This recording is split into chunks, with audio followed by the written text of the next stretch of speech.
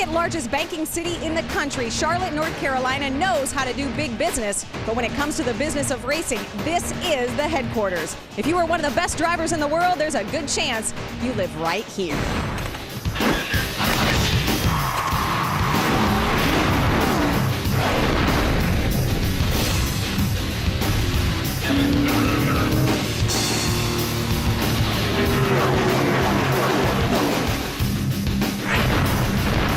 You like young energy? This guy turned heads last week. You like wily veterans? He's a four-time champ.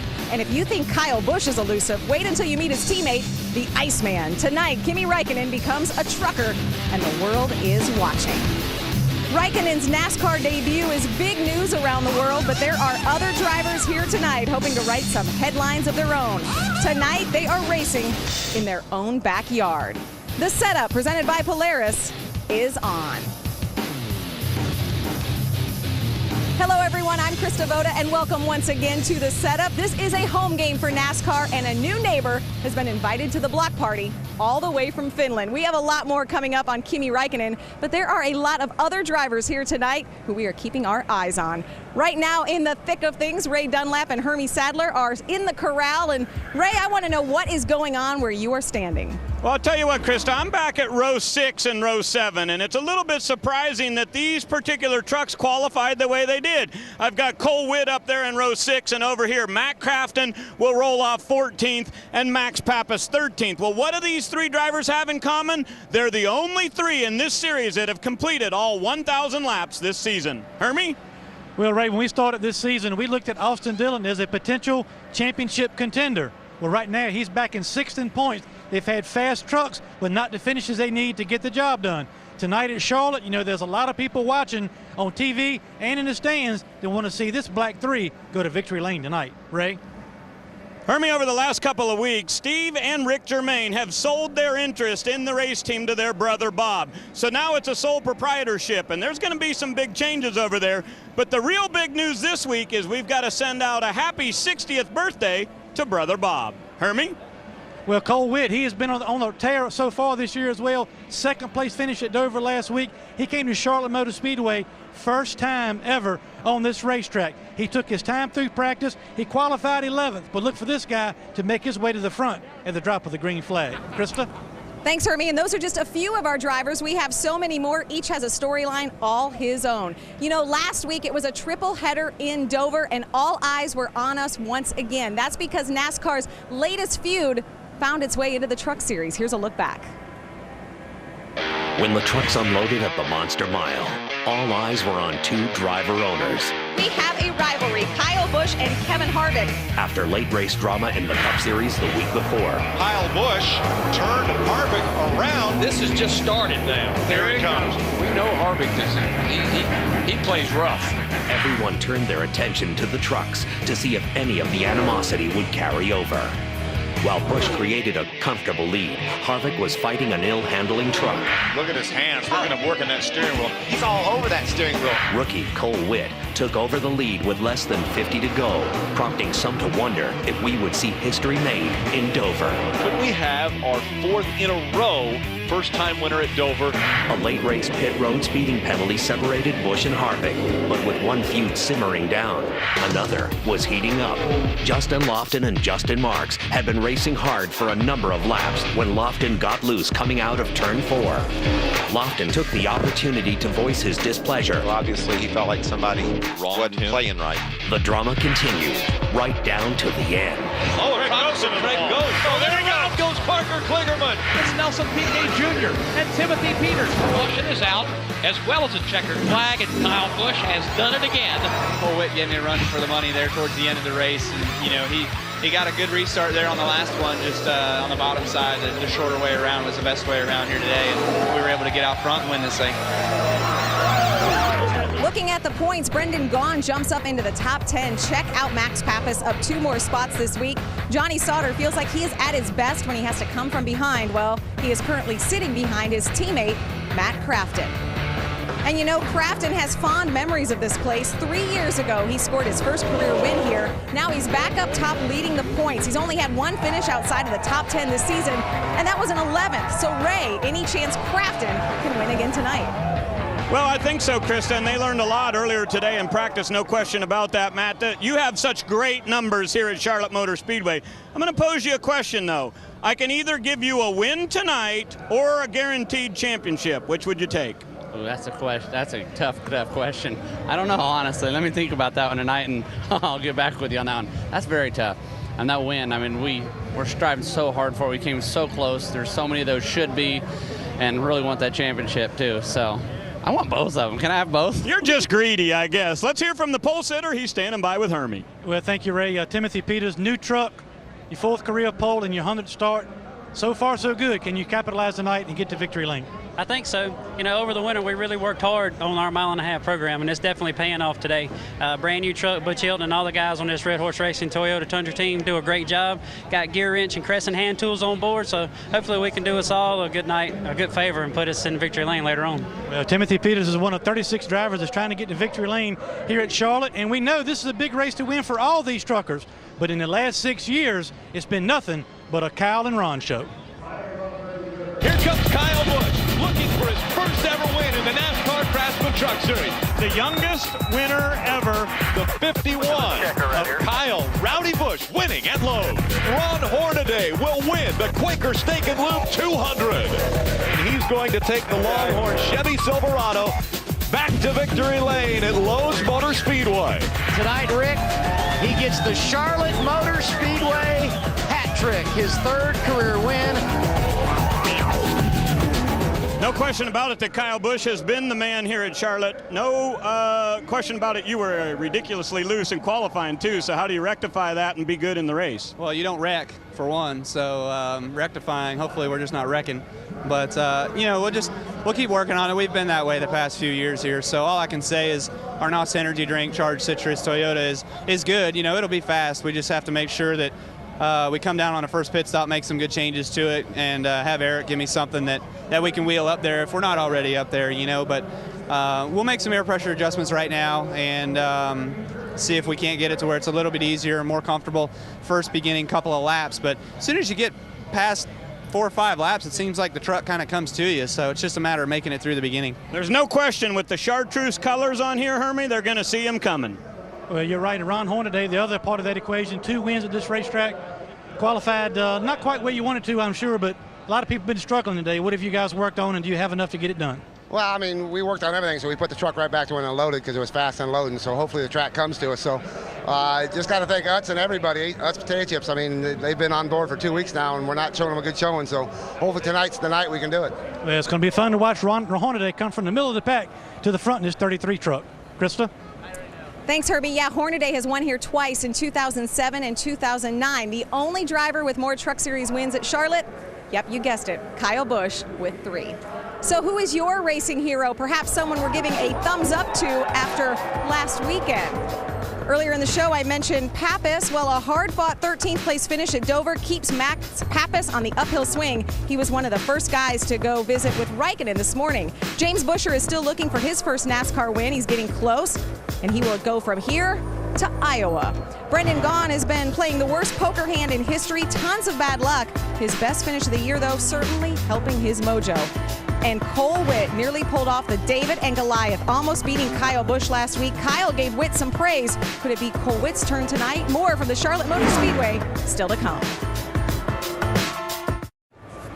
The setup is presented by Polaris, the hardest working, smoothest riding off-road vehicles, now at your local dealer. And brought to you in part by Camping World. Visit Camping World RV Sales for the largest selection of motorhomes. Ask about our low price guarantee. Today is NASCAR Day, an annual charitable celebration, and one of the NASCAR Day events was the Car Wash for Kids. This one is here in Concord, North Carolina, but 42 locations nationwide, including 15 racetracks, served as a venue today. All proceeds from the various NASCAR Day activities go to the NASCAR Foundation and local children's charities. It's too late to get a clean car, but it's not too late to donate to the cause. Since the first NASCAR Day in 2004, more than $8 million has been raised. For more information, go to NASCAR.com Unites. Such a big weekend here at Charlotte Motor Speedway. Of course, it all culminates tomorrow when one NASCAR Sprint Cup Series driver will race for $1 million. Welcome back. You know, Kimi Raikkonen already has $1 million. 51 times over. In 2007, he was ranked as the richest driver in all of motorsports. And tonight, he turns to NASCAR. Kimi Raikkonen won the Formula One World Championship in 2007, driving for Ferrari. He collected 18 wins over the course of his F1 career. The 31-year-old from Finland left Formula One after the 2009 season and has been competing in the World Rally Championship. Kimi, who in 2008 was actually featured on his own postage stamp in Finland, handpicked Charlotte Motor Speedway for his first NASCAR race. Raikkonen joins Mario Andretti, Jimmy Clark, and Jacques Villeneuve as the only Formula One champions to ever make the transition to NASCAR. And Ray, I believe, is standing by with him. Absolutely, Kristen. It's been amazing to see all of the press that has been here this weekend to cover Kimi Raikkonen's NASCAR debut. I've been practicing my Finnish, so let me try this. Hauska tavata. It's okay. I mean, it's nice to be here. It's something completely new again for me, but I mean, it's not easy to come and not really knowing at all what will happen this weekend, but we're going to learn. So soon we get in the racing and see how it is. Krista, what's amazing is just about anything he's ever sat behind, he has been very, very fast. So it'll be fun to watch him work his way through the pack tonight here at Charlotte. And we've already seen how much exposure he is bringing so many media members in the NASCAR Truck Series garage just to watch him climb in to the truck today. He actually held a press conference and it was streamed live in Europe this morning. Rick Allen, Phil Parsons, and Michael Waltrip are standing by upstairs. Now, I'm not going to ask you guys to translate anything in Kimi's native language of Finnish, but we do know that his presence here is certainly big. Kiitos, Krista. I don't know what that means. It means thank you, actually. Okay. I've been working on my Finnish as well. Oh, great. But that'll be the end of it for tonight's broadcast. Phil, I'd like to ask you, though, why would you choose Charlotte Motor Speedway for your first ever NASCAR race? Well, this is one of the premier tracks in all of NASCAR. Kimi Raikkonen's been scheduled to do this for a few weeks now. He had a couple good tests, and then, man, has this been an eventful day for him. When he first got on the racetrack, his truck was really, really loose. As a matter of fact, every time he's been on the racetrack, his truck is really loose. This is a good example right here. Great car control, obviously, because of his rally racing experience. That's big-time sideways right there. And then he bounces off the wall a little bit later. There's Rick Wren, acting crew chief here, talking to him. There's his tutor right there, Kyle Busch, who's actually 6 years or 5 years younger than Kimi. But there he is, bouncing off the wall in practice. They got the truck a little bit better after that, and he's just here to learn. And Michael, what a place to come for your first ever NASCAR start. Yeah, those sideways slides up in the bank turns at Charlotte Motor Speedway, they were done at about 160 miles an hour, and he hung on to it. The speed here is the main story. These pickup trucks are going to be running over 180 miles an hour when they dive into these corners here. I love the action, I love the speed, and I love the fact that a world champion is going to get up in the middle of all this and see how he can play. And you at home have a front row seat. And Krista, by the way, we have enough problems with English, so we're going to stick with that for the broadcast tonight. That's probably a very good idea. It was a nice effort, though. Thanks a lot, guys. And we're certainly looking forward to this one. You know, Kimi Raikkonen is not the only big name in our field. Ricky Carmichael is sort of the Michael Jordan in the motocross world. And when he was racing on two wheels, he actually broke his collarbone, his shoulder, tore his ACL, and had a bone chip in his wrist. When you think of all that and you look at what happened to him last week and the fact he didn't break anything, this is pretty unbelievable. Big hit by Ricky Carmichael, Ray. Big hit by Carmichael into the wall. Destroyed the front end of that truck. I'll tell you, a shot like that's going to ring your bell. And you see him climbing out of that truck. He's in between two trucks, and he does get sideways and then overcorrects it. Man, did that truck hit the wall hard. Here's Todd. He's right behind. You see Ricky get sideways and then overcorrects. I haven't had a lick like that in a while. It reminds me of my motocross days that I'd like to forget, actually. Well, Ricky, I know you want to make a different kind of highlight tonight by going to victory lane, but it's very important when situations like that happen for you as a driver to come in and talk about what happened and the fact that you were able to walk away and race 1 week later. We're glad to see you back. Well, thank you. And, you know, it looked a lot worse than it really was. I've definitely taken harder licks than that. But it just blows my mind how safe these things are, and thankful for that and the procedures and precautions that NASCAR go through. I got to thank Monster Energy for their support and always sticking behind me. And when I do things, I do it big. And those are the things I need to stay away from. But we're going to get it. Just it's tough trying to learn at this level. You know what I mean? It's a high level of racing. You're racing great guys, but so I didn't get to go through the late model stuff of tearing stuff up like the other guys did. But I'm happy to be in this position, and we've ran strong, and there's no reason I can't do it here. And you know, the mile and a halfs are normally a little bit better for me, so looking forward to it. And Crystal, one thing you can tell about Ricky Carmichael, always a great attitude, and all the guys on his team really stick behind him because he thinks the next race is going to be the one that takes him to victory lane. Hermie, I love his attitude, and I mentioned earlier that his teammate James Busher is doing double duty. Well, so is Austin Dillon. Dillon, who was quickest in truck practice, will race tonight in North Carolina and again Sunday in Iowa. The garage has been a busy place today, but the action is about to spill out onto the track. When it does, we will be ready. More to come on the setup here on Speed. Stick around. We're just getting warmed up in Charlotte.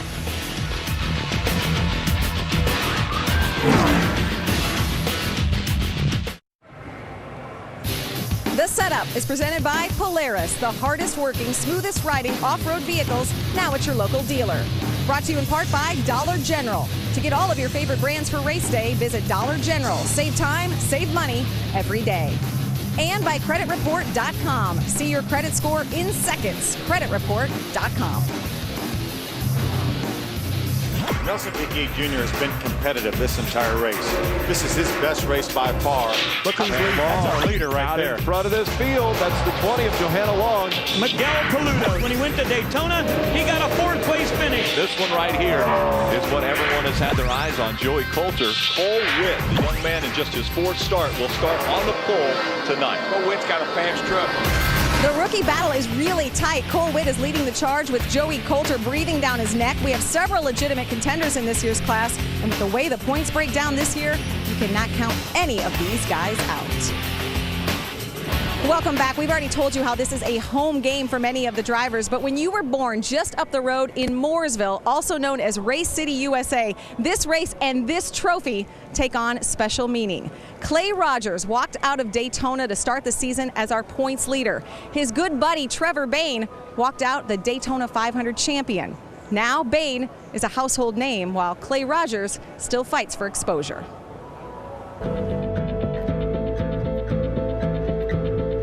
When I was 8 years old, I knew I was going to be a Cup driver. The problem is all the obstacles that you have to overcome and all the growing up that you have to do throughout the sport. And sometimes you zig when you should have zagged. Early on, it seemed like there was nothing that could stop Clay Rogers from realizing his Cup dream. After winning go-kart and legacy championships, Rogers made the jump to the Busch Series, splitting time with Matt Kenseth for the 2001 season. I was 20 years old in 2001 and thought I had it all figured out. Not quite. Crichton was really young at the time, and I wish like crazy that would have been 5 years later. If he could do all that all over again, he would be right here in this garage racing against Jimmy Johnson and all the best of them.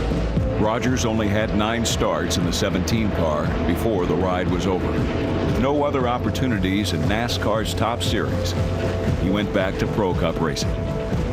But when I came in at 20 years old driving 17 car, I was told by several people that I was too young. And then all of a sudden the game changed, and then everybody went from wanting veteran drivers to wanting 18-year-old drivers. So I was kind of caught in the middle there, which was a huge slap in the face at the time.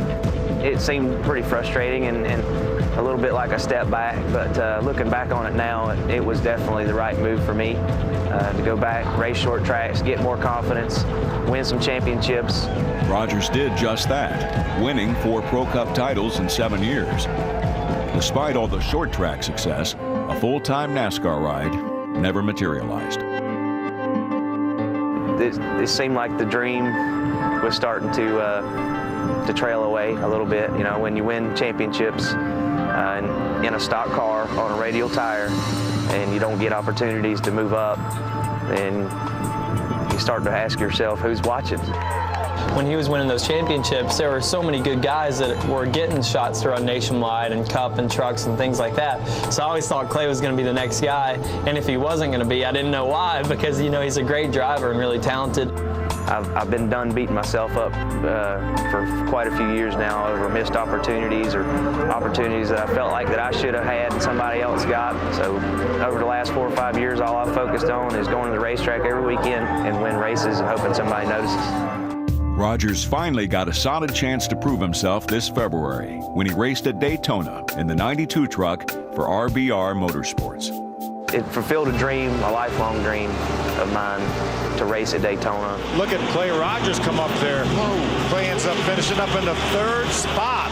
Definitely came back into Daytona this year with a lot of personal pride in going out and competing up front and you know, just showing the rest of the racers what this racer can do. He was walking out of the garage, and I stopped him like, dude, you're the man. Like, who would have thought, you know, you'd finish like that at Daytona? And he was like, I know, it's crazy. So hopefully we'll get to run more races, and now they've been doing well and running good in the points. Although Rogers is top 10 in points, his truck isn't guaranteed to run a full season. But the 30-year-old hasn't waited this long to give up now. It could possibly be the last shot, but if I've learned anything over the last 4 or 5 years, it's been to never say never.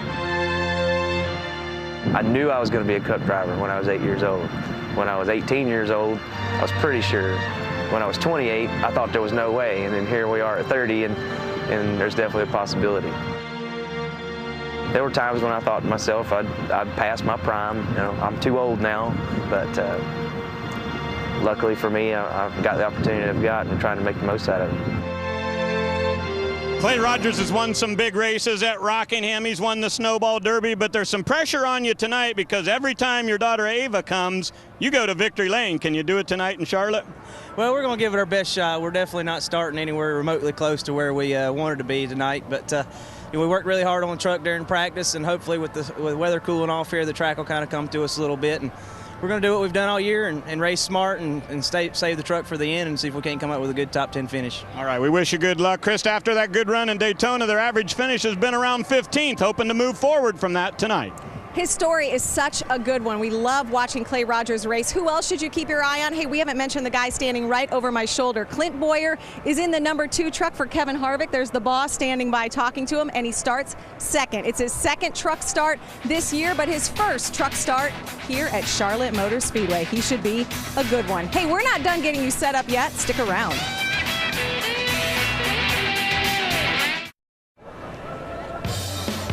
Speed's blowout coverage of All-Star Weekend. It all happens tomorrow right here. One driver is going to walk out with $1 million. And we have a million reasons to watch tonight. Cup stars Busch and Boyer are here. International drivers Pappas, Piquet, and now Raikkonen. It all starts now.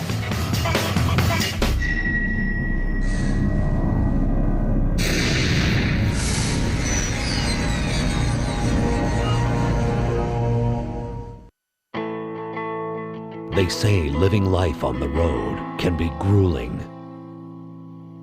For NASCAR teams, most of the year is spent traveling from race to race, away from their families, eating their meals in random restaurants, sleeping on hard hotel beds. But once a year, they get to bring their jobs home. Charlotte, North Carolina. Once a year, the teams will get to sit down for a family dinner. Once a year, they will be able to sleep in their own beds. Once a year, they need to up their game to show their friends and family what they're capable of. If they succeed, they can show them the way to victory lane. Friday night truck racing from a racetrack most teams call home. Welcome to the NASCAR Camping World Truck Series North Carolina Education Lottery 200 presented on Speed by Yamaha.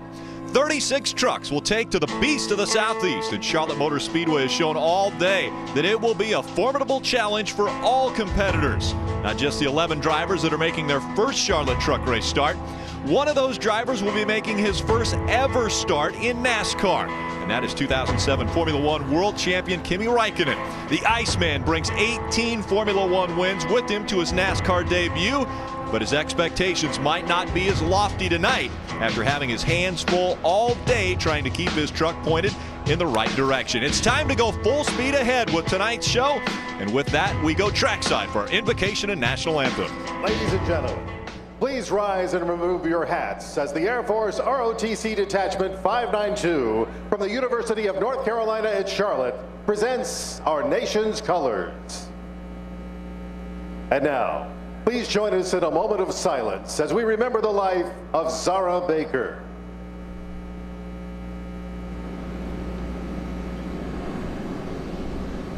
Now remain standing as Monty Self of Motor Racing Outreach offers tonight's invocation. Father, we thank you for the privilege and the freedoms to gather here tonight. We thank you for the beautiful weather.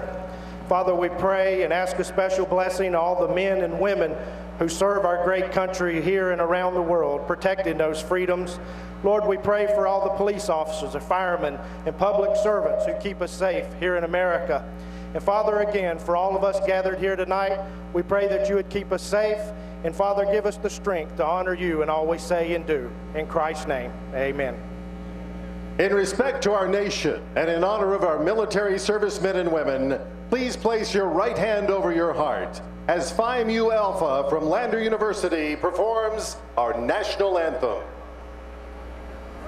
Oh, say can you see by the dawn's early light what so proudly we hailed at the twilight's last gleaming, whose broad stripes and bright stars through the perilous fight o'er the ramparts we watched were so gallantly streaming, and the rockets' red glare, the bombs bursting in air, gave proof through the night that our flag was still there.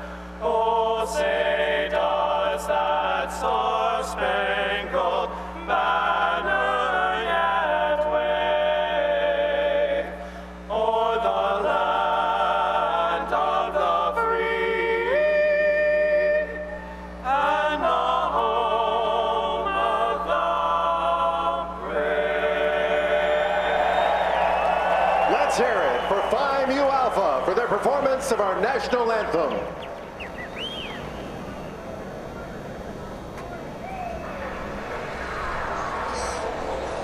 And the team's giving their last words of encouragement to their driver before he climbs into the race truck. 36 trucks about to come to life here at Charlotte Motor Speedway. A lot of eyes in the grandstands watching Kyle Busch. Can he make it 3 wins in a row in the Camping World Truck Series? And how about the eyes around the world watching Kimi Raikonnen as he takes on NASCAR?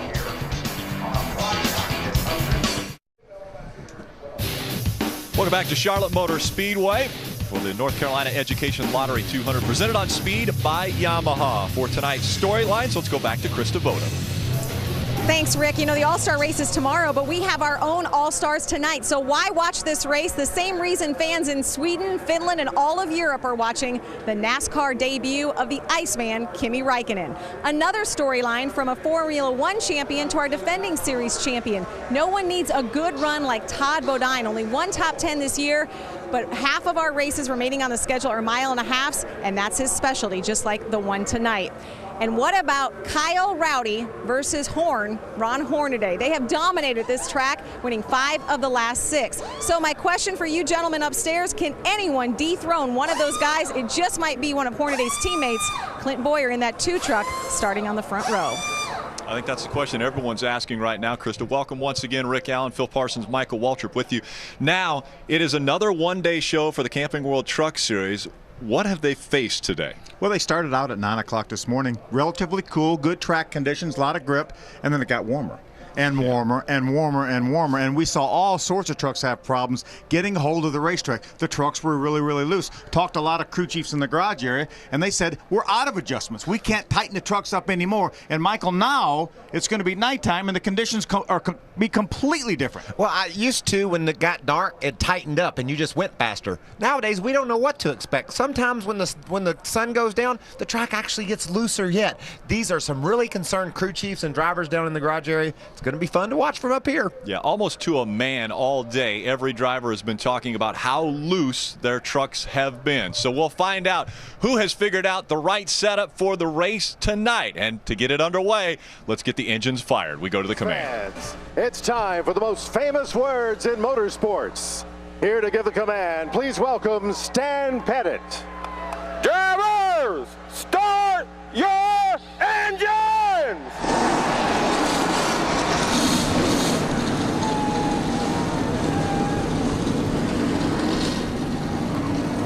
36 trucks have come to life, getting ready to take on the Beast of the Southeast. That's right, a 1.5-mile racetrack, the first of 10 that we will see this season.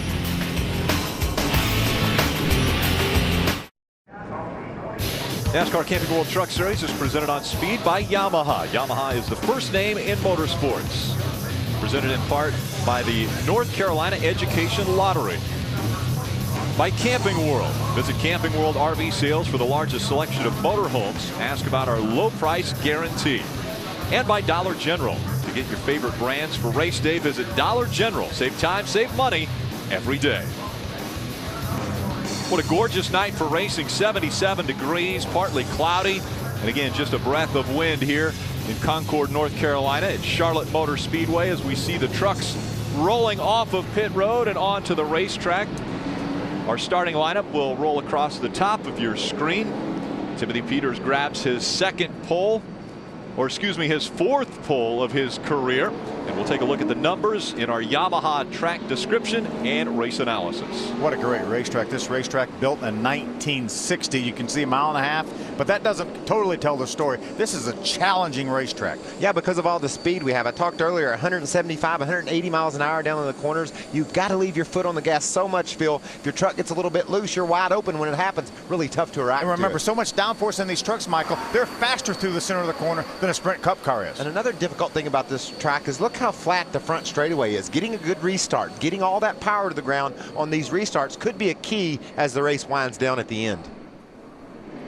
Again, here in the Camping World Truck Series, we like to shine a spotlight on a few different drivers. Tonight, an international flair. We have 2 drivers from Brazil, a driver from Italy, and one from Finland. Ray, can you start us off? I will, Rick. Let's go to Brazil because a lot of people are thinking that either Ron Hornaday or Clint Boyer might win tonight. Well, there's another KHI driver that I think you should watch out for, and that's Nelson Piquet Jr. He had his career best finish of 2nd at Nashville, and he's driving that very same truck here tonight. But the really important stat is this is just the 2nd track this season that we've come to that he has previous experience on. I think Nelson Piquet may just be a sleeper tonight in the international field. Hermie? Well, Ray, Max Pappas has quietly had the most consistent season of all the trucks out of the Germain Racing stable. He is 7th in points. This is his first Truck Series start at this racetrack. He's coming off a 13th place finish at Dover. He also has a top 10 early this year at Martinsville. Max Pappas is very confident. Look for him to maybe make a run towards the top 10 and continue his very consistent season he's had so far. Phil? Hermie, eyes all over the world are on 31-year-old Kimi Raikonnen from Espoo, Finland. He got a start in go-karts before moving into open-wheel cars. He made the move to Formula One in 2001. He moved to the Ferrari team in 2007 and won the World Championship. He won a total of 18 F1 races before leaving at the end of the 2009 season for the World Rally Championship, where he continues to compete. He's hoping to do more NASCAR races after tonight, and he will start 31st in his perky, jerky Toyota, Mikey. Let's go back to Brazil, Phil. Look at 27-year-old Miguel Paludo. To say Miguel's a quick learner would be a huge understatement. In 2009, he won his 2nd straight sports car title in his native Brazil and decided it was time to come to NASCAR. In his debut at Bristol, he top 10'd it. Went to Daytona this past February, top 5. He gets it for sure. He's going to roll off in his Stemco Durline Red Horse Toyota from the 12th position. We've got a few onboard cameras that we'll be able to ride along with in tonight's race. One of those being carried by Kimi Raikkonen. So he will have his hands full as he did earlier in practice and qualifying. We'll see how he handles that starting in the 31st position. We're also going to ride along with the Toyota on board, and the 18 truck of Kyle Busch. Nash Citrus is on board that truck. He's going to try to make it 4 wins here at Charlotte in the Camping World Truck Series. How do you like this view? Clint Boyer up on the front row in the Fanai fun and innovative onboard camera in his Chevrolet truck. He starts up front and look for him to stay there. And right next to him will be Timothy Peters carrying the Toyota onboard. He has his 4th career pole in the Camping World Truck Series and looking for his 3rd win. He's had some pretty impressive ones. Martinsville and Daytona, he's been to victory lane. Charlotte would be a big notch on his belt. We know how to pick cameras, don't we? We got them right on the front row. All right, let's find out what the winning ingredients are in our Walmart recipe for success. Ray. Well, Rick, I think the winning ingredient is going to be NOS Energy Drink, because I'm going to pick Kyle Busch to go to victory lane tonight here at Charlotte. Not much of a far reach because he's been very, very good at this track. How about in the last 10 races we've run in this series, KBM has won 7 of them. But it doesn't really matter which truck Kyle comes in. He can win in any of the different chassis. And tonight he has a brand new one, and I think he'll be the man to beat. Hermie? Well, if he does win, Ray, it'll have to be with the right set of Goodyear tires at the end of this race. Tonight, we talked about guys all day and girls fighting a loose condition on this racetrack. One thing a crew chief can do is decide to put a scuff tire on the truck, as you see right here. This tire has already been on the racetrack. Stickers, right here, we'll talk about sticker tires. A scuff tire sometimes will tighten these trucks up so they better grip the racetrack. It'll be interesting to watch tonight who picks scuffs, who picks stickers, and if it makes a difference in who goes to victory lane. Thanks, guys. We'll find out if that ends up being the recipe for success. Our mile-and-a-half track facts. Well, this is the first of 10 mile-and-a-half races that we'll have this season. Yeah, we talked about earlier, Crystal talked about this is the place for Todd Bodine to get his season turned around. So good on mile-and-a-half racetracks. 12 wins so far, as well as Kyle Busch with 12 wins on mile-and-a-half tracks. I bet he's glad the mile-and-a-half tracks are finally starting. He's got 10 of them. It's a strong suit. He's not doing a very good job defending his title. No one's ever been able to do that in the Truck Series, so Todd needs to get on track here tonight. It's a big night for Todd Bodine. And remember, this is the first of 4 in a row mile-and-a-half racetracks. Todd Bodine starts in the 9th position. Randy Kaiser, the pace car driver, pulls onto pit road. That leaves the field in the hands of Timothy Peters. Clint Boyers, who is outside, making up row number 1, coming through the quad oval. Green flag in the air. We're underway at Charlotte. Boy, they got jacked up about the 5th row back. Saw the 4 of Ricky Carmichael move out of position to avoid contact. And early on, James Busher in the 31 making a run on the high side. Side by side for the lead. Boyer has a bit of an edge on the outside. When Boyer takes the lead as they go through 3 and 4. Timothy Peters on the bottom of the racetrack. James Busher just on his outside, fighting for that 2nd spot. You know, we talked about all the trouble these guys had getting a hold to the track earlier today. They were running by themselves having trouble. Now they've got trucks side by side. This is really challenging right now here early in the going. I'll be surprised if somebody doesn't lose their truck. This is the hardest part of the race. Just saw Brad Sweet in that Great Clips 32 Chevy Silverado chase it up the racetrack, trying to hang on, and now he's dropping back as his momentum is gone. The problem is there are trucks up there. You know, most of these trucks have run by themselves all day in practice. Now we have all sorts of trucks all over the racetrack. 2 wide through the quad oval once again. Matt Crafton in the 88 on the outside, trying to get by Brad Sweet. Good run by Nelson Piquet Jr. from the high side, coming off of turn number 4 to get by Brad Sweet. Busher going for the lead on the outside. Clint Boyer in the 2 falls to 2nd now as James Busher takes over the point position. See how loose this truck gets with Clint Boyer stuck up by his tailgate. Did you see all those guys in those trucks? You could see all 3 of the first 3 trucks really having to drive the heck out of those things. I think Kimi got in the wall, guys. Kimi got in the wall once again. We saw him scrape the wall earlier in practice. Look at him trying to catch that truck. He got loose, had to chase it up the hill, and ran out of room. Made some contact. Watch this from his onboard camera. Let's watch and listen.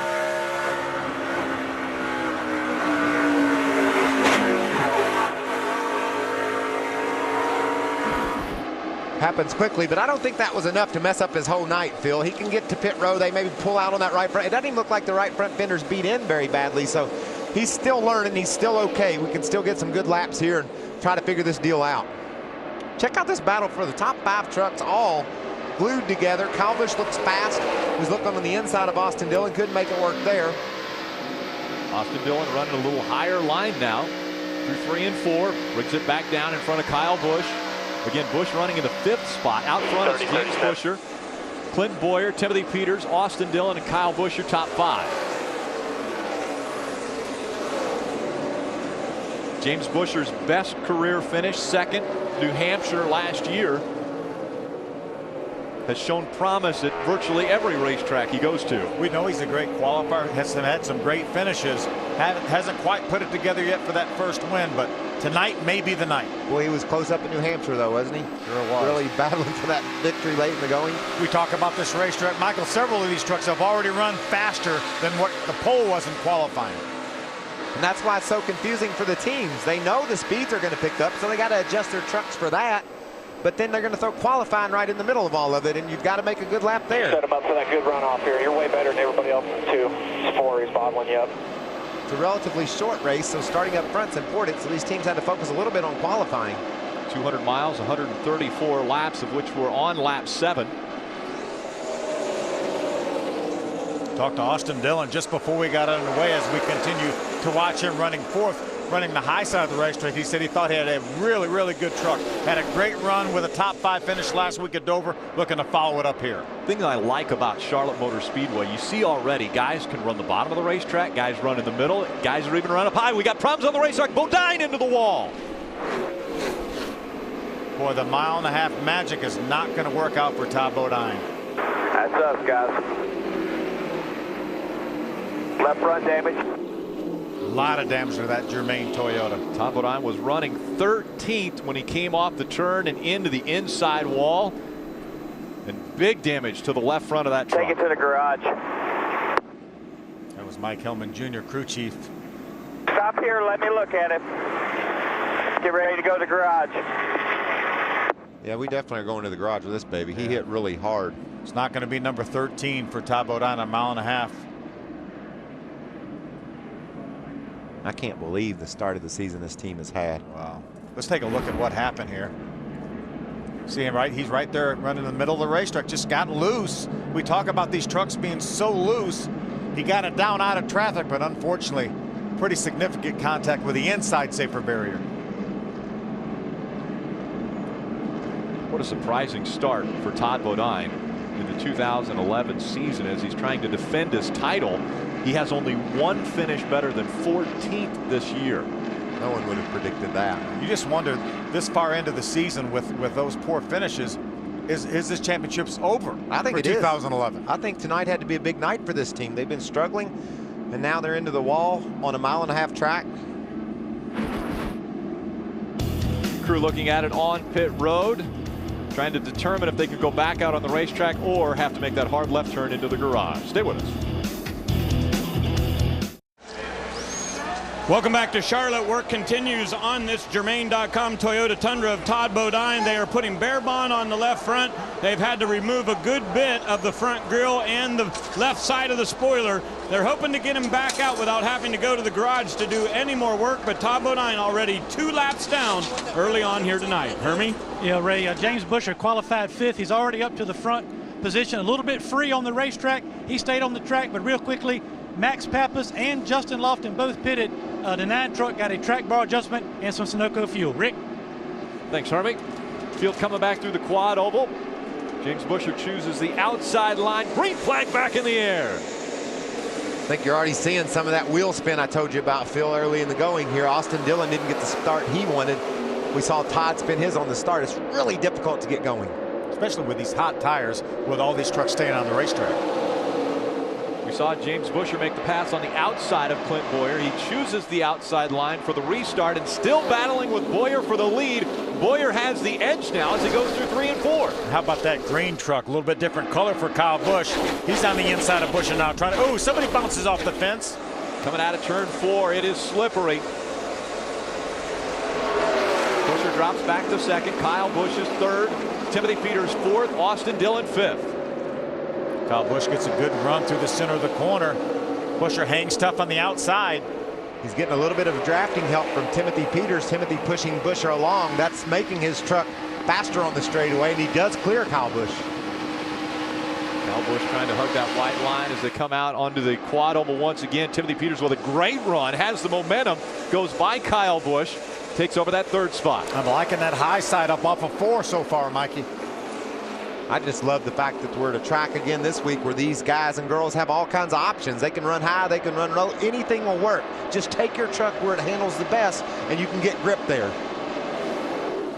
Lining up now, Jason White, the 23 on the inside of that 88 of Matt Crafton. Those two are side by side. Here comes Kimi Raikkonen in the 15, moving by TJ Bell in the 50. Good corner for Kimi there. I believe somebody's figuring this thing out. Johanna Long just in front of him in the 20. I think he's going to learn that running into the wall in NASCAR is not a bad thing. Still out front, Clint Boyer in the 2. Right behind him, James Buescher in the 31. Here comes Peters right up to join that battle. And there's Kyle Busch, that NOS energy drink, number 18. Kimi Raikkonen loose, chasing that truck up the racetrack. Hold on, come on, keep digging. Good job. Clear all around. All clear, all clear. Well, not all clear.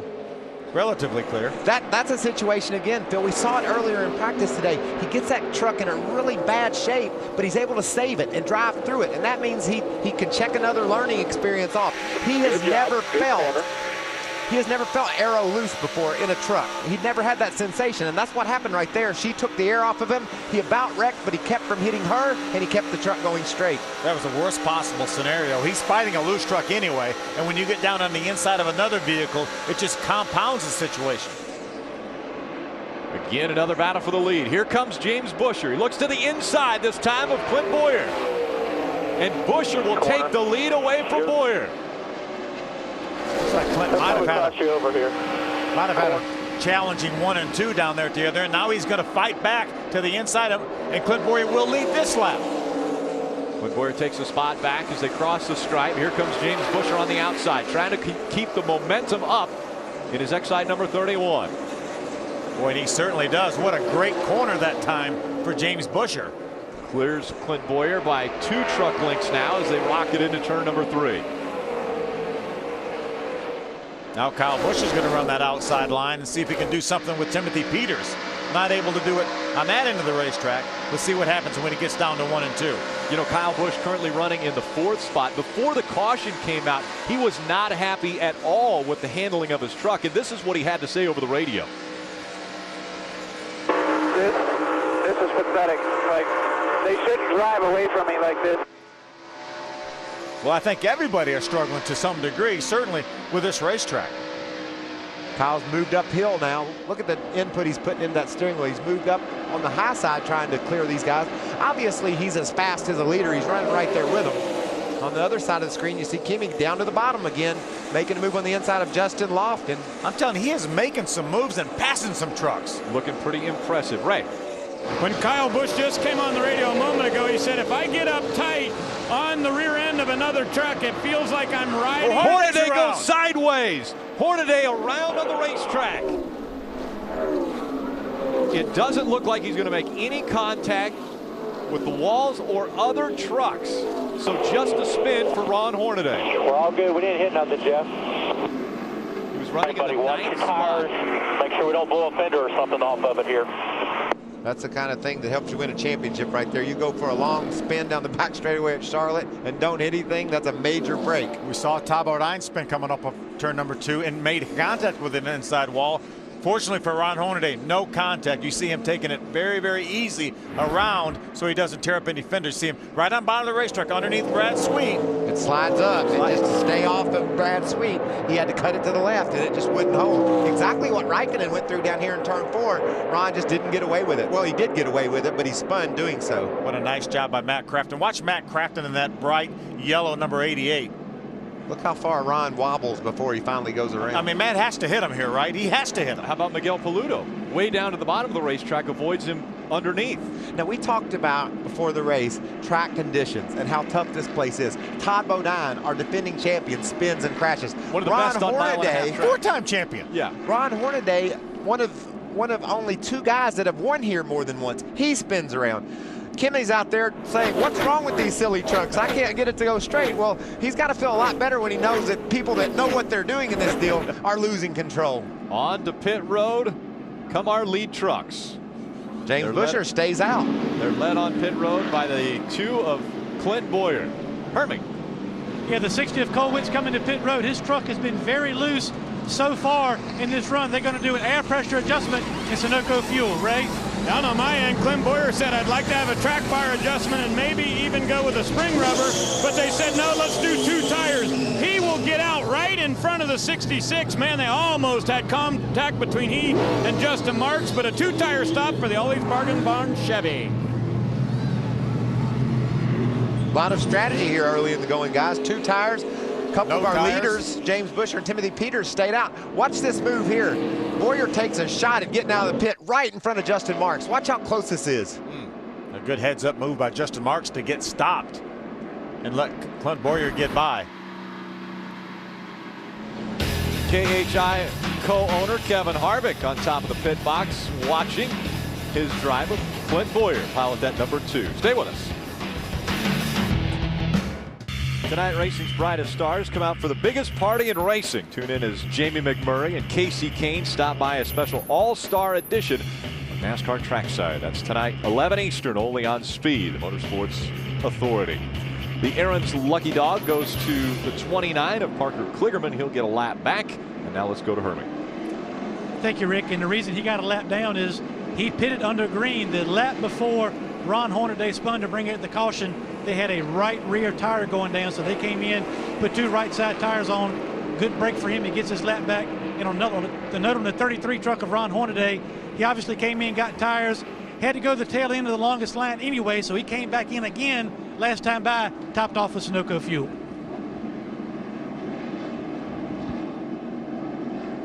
Again, Ron Hornaday went around most recently, bringing out our most recent caution. Field all in line behind James Busher and Timothy Peters as the green flag comes back out. James Busher on the outside, Timothy Peters on the inside, battling for the top spot. Smoker behind him. I think there was contact there. That's Miguel Paludo. Miguel Paludo. Looks as though he might have just blown the motor. They're still coming. They're still coming. Okay, go to the bottom. Get on the apron. Go to the bottom. Get on the apron. Get on the apron. All right, tell us. We stay green. The battle continues up front. Timothy Peters on the bottom of the racetrack. Caution's out, back it down tight, back her Now down. the caution comes out. It is the 3rd caution of the night, this time for fluid on the racetrack. Yeah, good call, I think. It looked like there may have been something coming from Miguel's truck. You see the right rear tire, how shiny it is. That means there's obviously some fluid, probably oil. You see the smoke coming out of the tailpipes there. That's an indication of a valve breaking, Phil, and you can do that if you miss a shift or have the motor running right now, Miguel? Under 2,000 RPM. Yeah, that's going to be terminal right there. Nurse it back here best you can. You got oil pressure? 220. That's a lot. That's oil temperature. Yeah. Jerry Cook was asking if he had oil pressure, but that was the oil temperature, 220 degrees. So our 3rd caution has come out here at Charlotte Motor Speedway in the North Carolina Education Lottery 200, presented on Speed by Yamaha. Stay with us. It's Camping World's Destination Recreation.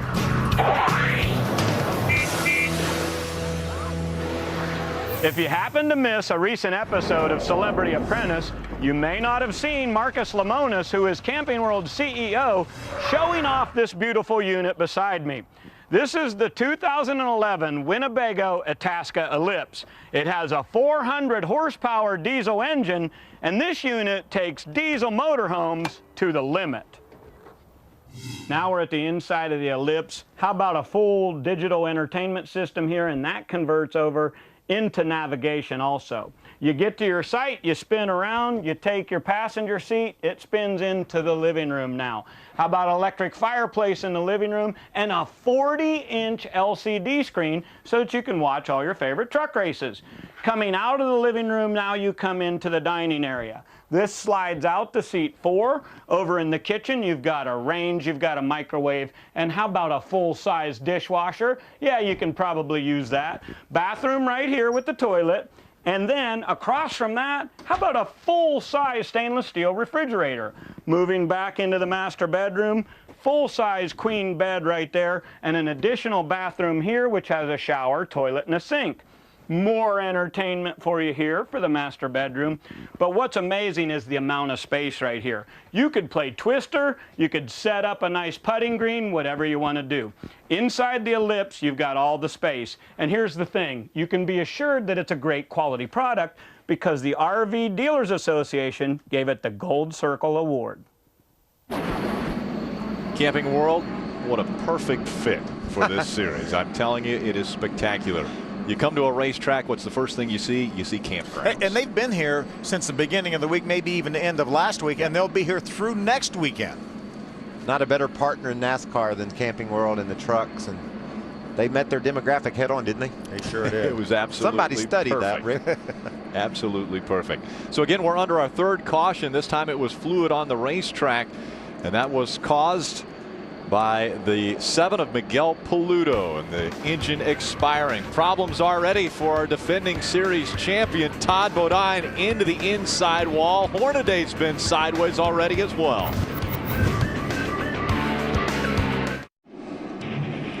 Welcome back. Beautiful shot of uptown Charlotte, North Carolina. Just a few miles to the northeast here at Charlotte Motor Speedway. Currently running in the 6th spot. It is Kimi Raikkonen. That's fun, right? Up in 6th. Spectacular. Yeah. Business is going to pick up here on this restart. You got to like his attitude, though. Clean the tires up, get ready for this restart. You got to like his attitude, though, Phil. He could have said, I'd rather pit now and not be up in the middle of all this till I get my wits about me. I think he thinks he's got his wits about him. But we've seen him, as you can see, what kind of a special career he's had at only 31 years old. But we've seen him pass a lot of trucks here already tonight. And has looked impressive. Again, just 9 seasons in Formula One. He had 18 wins there and capturing that 2007 Formula One champion. Now let's go trackside to Ray Dunlap. A bit of a dilemma for many of these crew chiefs deciding what to do. The guys who had stayed out earlier kind of had painted themselves into a corner. But for Austin Dillon, they made a decision here at lap 29. They came to pit road because he was so terribly loose they wanted to make a big track bar swing and air pressure. They got in at lap 29. That allows them now to pit just one more time. He'll restart deep in the field, but they need one more pit stop to go to the end. Hermie? Well, rated 33 of Ron Hornaday came back to pit road for 2 reasons. To top off with fuel again, and the front windshield in this brand new truck had come loose. They retightened that and sent him back on the racetrack. Rick? You want to make sure the windshield's tight on your truck when you're going 177 miles an hour. Field all in line 2 by 2. Green flag back out at Charlotte. Timothy Peters, James Buescher battling for the lead once again. Buescher on the inside, Peters on the outside. Peters got the initial jump, then James Buescher came on strong, but Peters looks good on the outside. Here comes Kyle Busch on the inside in that 2nd row. By the way, that's Kimi Raikkonen. He's going to jump to the outside of his boss and teammate. 15 moving up the racetrack, trying to catch it as he goes up high. James Buescher also slips and he drops all the way back to 4th. 3 wide off turn 4. Timothy Peters out in front. Kyle Busch runs 2nd. Clint Boyer is 3rd. And running 4th now is James Buescher. Jason White on the outside of Kimi Raikkonen off turn 2. We talked about Jason qualifying pretty well. He usually runs really good when he qualifies inside the top 20, and that's what he's done. Marched straight to the front. He's got a really good truck. 3 wide again. The 93 on the outside is Shane Sieg. He's slowing just a bit. There's Austin Dillon coming on the inside of Chris Fontaine in the 84 truck. You can see right there, Shane Sieg has made some contact with the outside wall. He's up in the speedy drive from Miguel Paludo's truck. I think that may be what happened to him. Just sent him in the wall, just had no grip up there. Then there were 3 and 4 wide going by Shane Sieg. Ron Hornaday at the bottom of that. And he just spun out, you know. But he said 4 wide will give me a couple of spots here. I got to go for it. Timothy Peters in front of 2 Cup stars. Clint Boyer's been able to make his way by Kyle Busch. Remember, Clint Boyer has already been to pit road. Kyle Busch has not been to pit road yet. Looking at the bottom of the racetrack, Clint Boyer trying to get by that 17 of Timothy Peters. Timothy Peters also has not made a pit stop as of yet.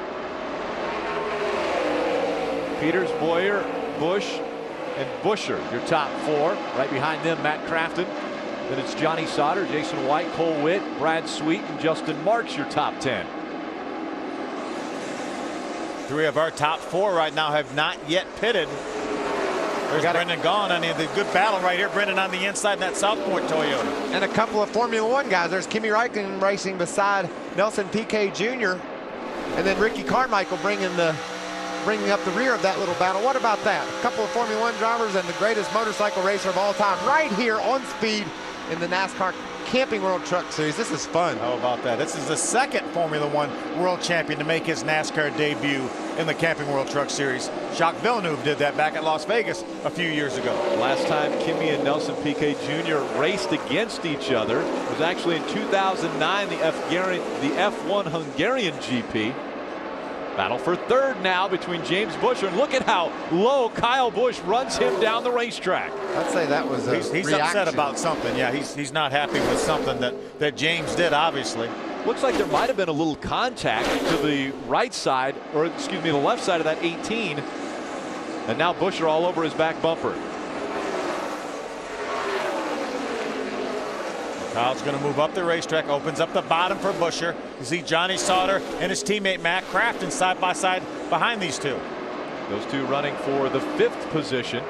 Teammates back there. And now Busher trying to make the charge back by that 18 of Kyle Busch. Looks like he got a loose, had to chase it a little bit. Now he's going to have his hands full because I think Kyle's still a little bit upset. Kyle Busch not happy. James Busher just in front of him, able to put 2 truck links between the 2 trucks. I think things would be better for James if he's able to drive away from Kyle a little bit. And he's able to. That was a great move by James Busher. Had the pressure of knowing Kyle was going to side draft him, but yet he made the corner, kept his truck going straight, and made the pass. That's a pretty good move. And we haven't seen a lot of that on Kyle Busch at all this year. He's been to victory lane 3 times of the 5 races he started in 2011. He doesn't get past much. Now Austin Dillon getting by Clay Rogers in the 92. Austin takes over the 19th position. Now remember, he pitted late. What about our number 29? What about how cool our top 10 is? PK Jr.'s 10th, Brad Sweet 9th, Jason White, Cole Witt, all these guys running inside the top 10. Timothy Peters in front of Clint Boyer by 0.3 of a second. James Busher runs in the 3rd spot, Kyle Busch 4th, and Johnny Sauter in 5th. We're going to slip away for 60 seconds and be right back to action. Tomorrow night on Speed, it's checkers or wreckers. As the stars come out, the gloves will come off for the NASCAR Sprint All-Star Race. With $1 million on the line, nobody's holding back for NASCAR's best. Don't miss the NASCAR Sprint All-Star Race tomorrow night, 7 Eastern, live and only right here on Speed. I would almost guarantee you it's going to be checkers and wreckers. There's going to be both of those tomorrow night. You see we got problems already for the 28 of Wes Burton. He got into the wall on the right side, down on the apron. We stay green. All by himself. Got a little bit loose maybe, or just maybe he got in a little harder than he had possibly, and the splitter got on the ground. You saw it sparking, and he just couldn't get the truck to turn. This guy's not having any problem getting his truck to turn. Look at that line. What a beautiful line that was. High into the corner and cuts it right down to that white line.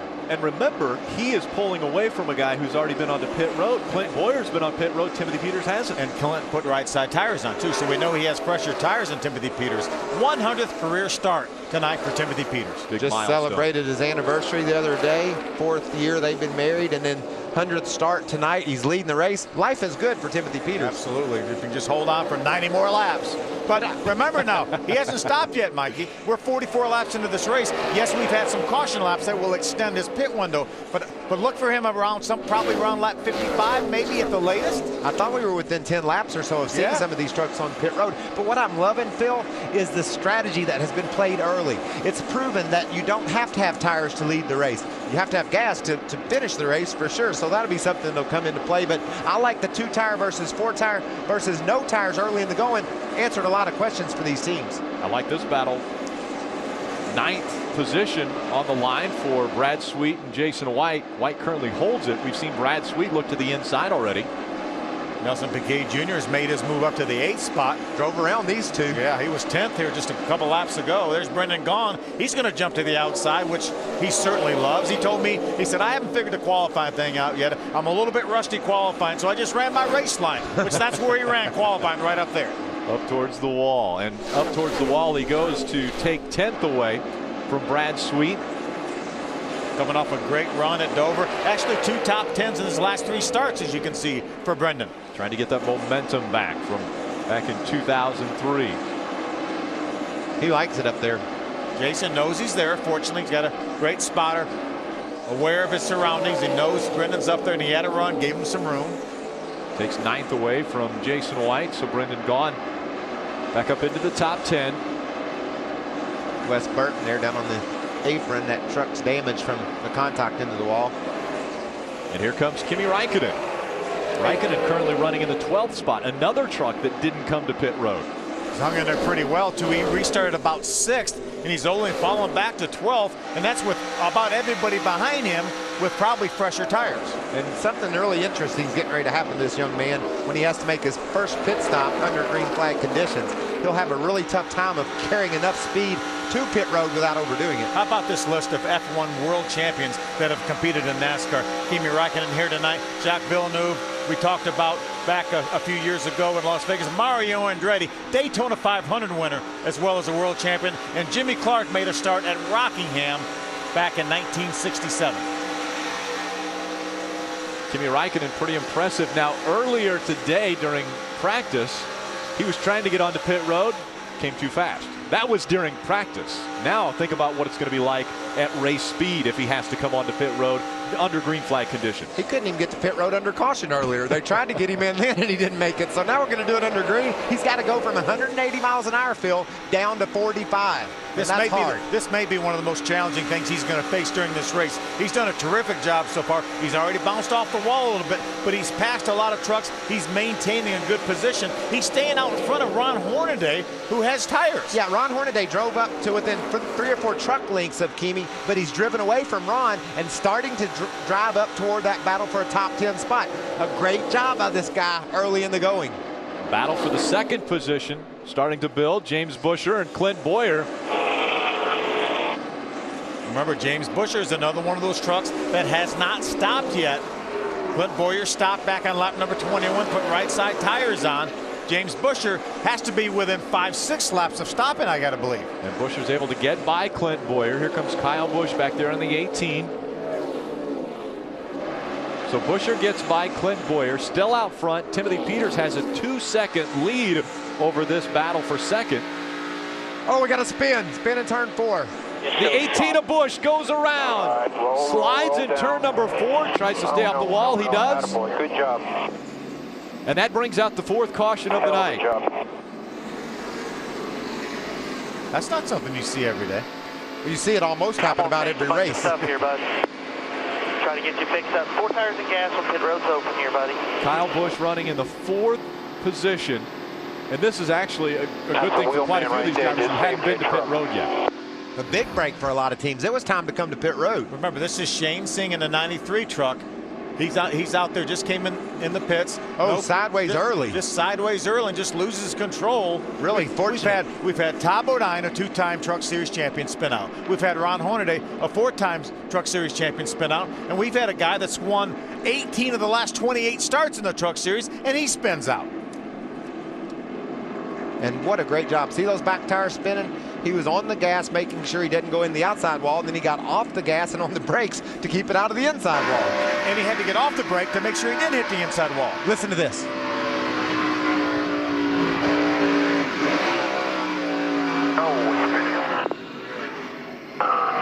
right, roll down. Oh, no, attaboy. Good job.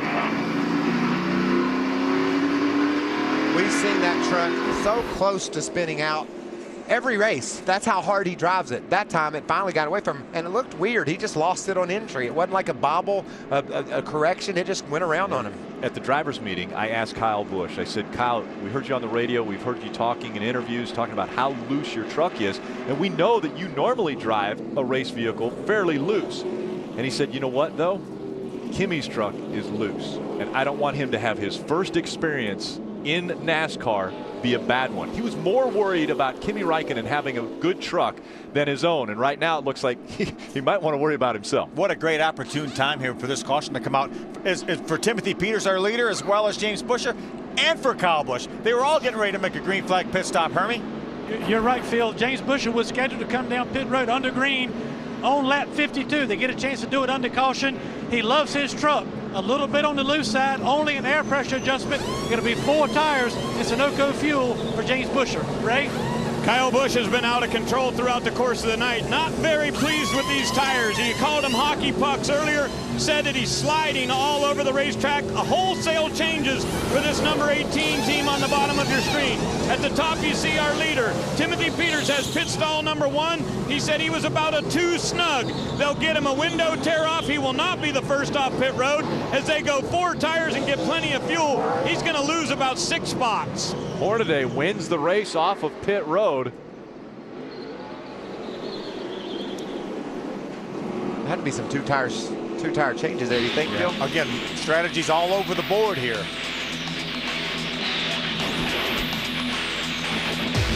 Sideways for Kyle Busch. We see him sideways a lot, but not that much. Coming through 3 and 4, he catches it, stays off the wall. We're under caution.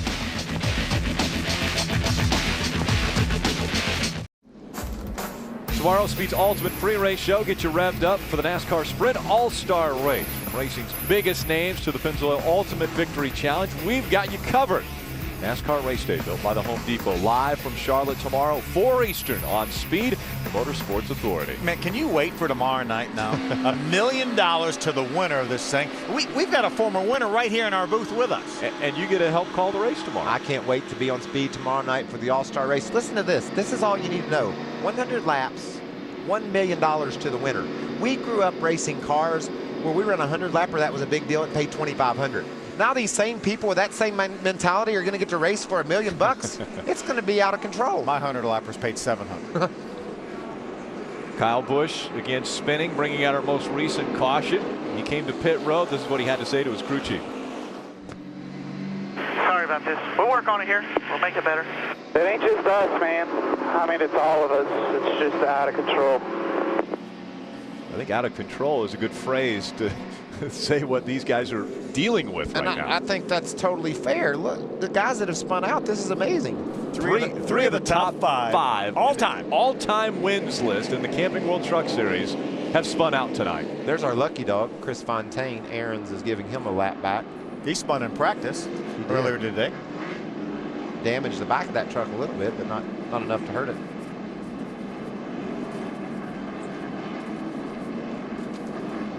Well, if you like racing and you like money, who doesn't like money? Like Speed on Facebook for your chance to win $10,000. Watch the NASCAR Sprint All-Star Race on Speed tomorrow night to get a special code that'll give you more chances to win. With 10 grand on the line, what's not to like? That was a rhetorical question, wasn't it? It was. It definitely was. You see the light still on the pace car out in front of the field as they go 2 by 2, getting ready for the 1 to go sign. And they're getting that now, so next time by, we'll be back to speed. This lineup keeps getting all jumbled up. Ron Hornaday's backwards on the straightaway a few laps ago. Now he's leading the darn race. Hornaday won the race off of pit road. Brendan Gaughan followed him off of pit road. So they're 1 and 2. Johnny Sauter, Clint Boyer, Timothy Peters are your top 5. Cole Witt there. Actually, Cole Witt is going to restart in the 5th position. Timothy Peters will restart 6th. There's Matt Crafton, James Busher back in row number 4, 7th and 8th. And there's Austin Dillon, Kyle Busch, 9th and 10th. Remember, Kyle Busch, our most recent spin, brought out this caution. Our most recent spinner, Kyle Busch. There's Jason White and Max Pappas just outside the top 10 and a couple more. How about a couple F1 drivers there side by side? Our international flair, those 3 guys there in a row, Brazil, Finland, Italy. All over the place. Como, Italy. Hermie. Hey guys, just want to let you know, Ron Hornaday Jr. is obviously on a different pit cycle than the other guys due to his problems early in the race. He came in, got fuel only this time, did Ron Hornaday Jr., so he's a up front looking at some of that clean air. Fuel only for 33. Ray? On our first round of pit stops, Hermie, at lap 21, Boyer went with right sides only, but this time down pit road at 47, they decided to go 4 tires. He came in third, went out second. They feeling just a little bit tight off, so they made an air pressure adjustment on the right side. Bad luck continues for Timothy Peters. He was too fast entering. He was running 4th, so he got a penalty on pit road. Green flag back in the air. That was Travis Quapple that got a penalty. Timothy Peters is up in that. He wasn't. Oh, 3 wide. Yes. Coming through turn number 2. Battle for the 5th spot. Cole Witt noses just in front of that 31 of James Busher. Brendan Gaughan got a terrible start there. Got a tough start there. They're still 3 wide. Brendan Gaughan slowly falling back now as Max Pappas gets by in the number 9. A teammate of Brendan Gaughan's. Continue to be 3 wide. There's Austin Dillon. Now they settle out side by side. Austin Dillon on the inside. Kimi Raikkonen on the outside, riding along with him. You see Jason White to the inside. Brad Sweet just in front of him. And Brad Sweet sideways. Kimi Raikkonen's going to make the pass. And he's going to try to go underneath Jason White, too. Kimi Raikkonen in the 15. Now trying to hold it on the bottom of the racetrack. Up a lane as he chases that 23 of Jason White. Here comes Ricky Carmichael right up on the tailgate of Kimi Raikkonen. Joey Coulter now starting to battle inside the top 15 there with these guys. What diverse backgrounds we have in this Camping World Truck. Oh, we got a spinner. Timothy Peters into the wall. I'll look at it down the front here. Inside. We got a pit, Phil. Yeah, quite a bit of damage. Inside 18, gap behind 18. Yeah, he's going to hit it again. Hold it up there. Hold it up there. Still green. Yellow's out. Yellow's out. Yellow's out. Comes out. Did the 2 get me? Timothy thinks he might have had some help there. He asked, did the 2 get me? Is that what he said? I couldn't tell what number he was talking about. We saw Timothy sideways. 2 flag. Sounded like maybe the 2 got him. He thinks the 2 got him, but he got sideways. You saw the back end slip out. Let's take another look. He's going to the outside of the 13 of Johnny Sauter. The 2 didn't get him. He just lost it on the outside. Yeah, the 2 was nowhere near him. Happened in a hurry, didn't it, Phil? Sure did. That thing jumped around quickly. That's funny. From the driver's seat, he may have thought he had help there. Well, yeah, because look how fast this happens. Johnny Sauter was moving up the hill, and Timothy was running out of room. And the first truck he saw was the 2 going by. James Busher able to clear. Such a good run going, though, for Timothy Peters on his 100th career start. They more than likely will be able to make repairs, but out of contention. Look at the run he gets on Johnny Sauter. You're good. That truck was solid right up to when it lost control. Yeah, I don't think Johnny Sauter had any idea that Timothy was coming that hard, do you?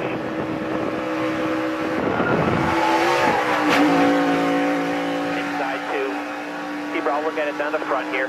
Inside. Wow, that's pretty. Wow. How about that super slow motion there? Just coming out of turn number 2, the back end kicks around for Timothy Peters. He slaps the wall, and the sparks begin to fly. Man, they had such a great truck. Oh, yeah. Disappointment. Butch Hilton and the guys. I mean, they had a chance to win this race. They had a truck that could have gone to victory lane tonight. Instead, to the garage it goes. Yeah. Into the garage they go with the 17 of Timothy Peters. So another one heads into the garage. Stay with us here on Speed.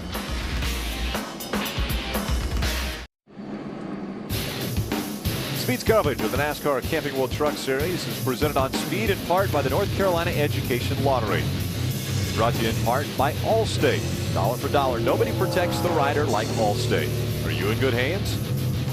By Touch of Gray, gets rid of some gray, never all. And by AT&T.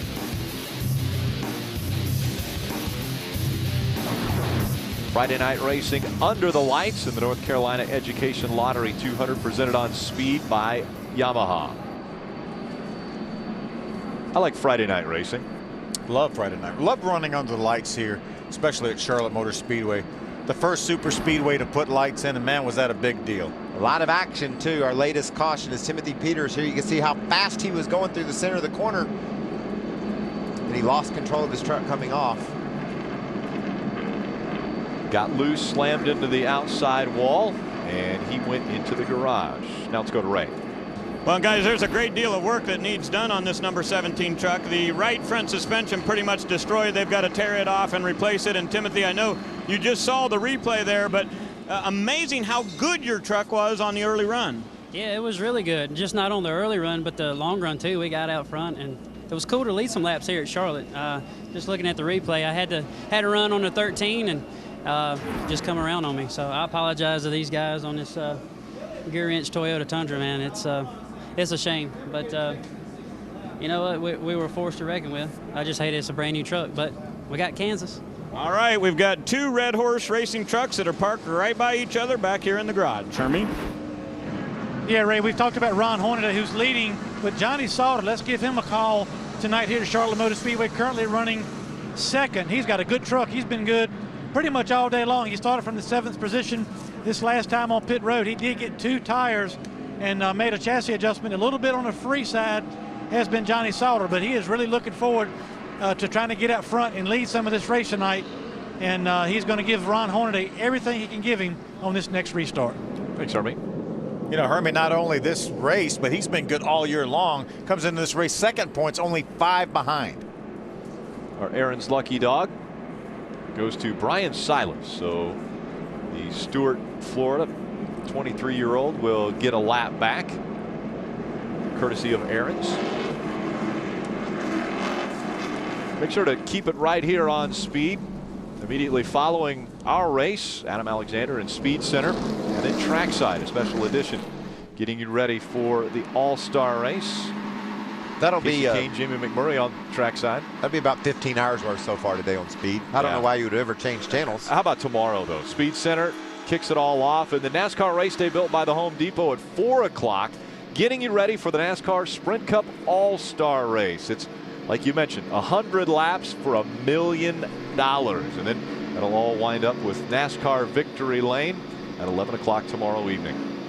Don't forget, we have the All-Star Showdown prior to the Sprint All-Star race. It's going to be a great day once again on Speed. Unbelievable the names that we have had have problems early on in this race. A who's who here. How about Todd Bodine, 2-time and defending champion, spins out up off of 2, hits the inside wall. Next guy, how about 4-time champion Ron Hornaday? And how about the guy that's won about 20 some races in Cup, 50 some and everything else, 70 altogether. How does he get backwards? Call it 96 altogether. 96 wins altogether in the top 3, and Kyle Busch spins. And now, 2-time winner in the Truck Series, Timothy Peters, slams into the wall coming out of turn number 2. Did you say 96 altogether? Yeah. Holy cow. that happened in a hurry. That elevated quickly. Yeah. Pretty impressive. That guy He's 26. He's 26 years old. Would you believe that Kyle Busch finishes first or second in 49% of the truck races that he runs? First or second? That's literally almost half. That's almost half. I'm still tore up over the 96 stat y'all just threw out there. Big numbers. Big numbers.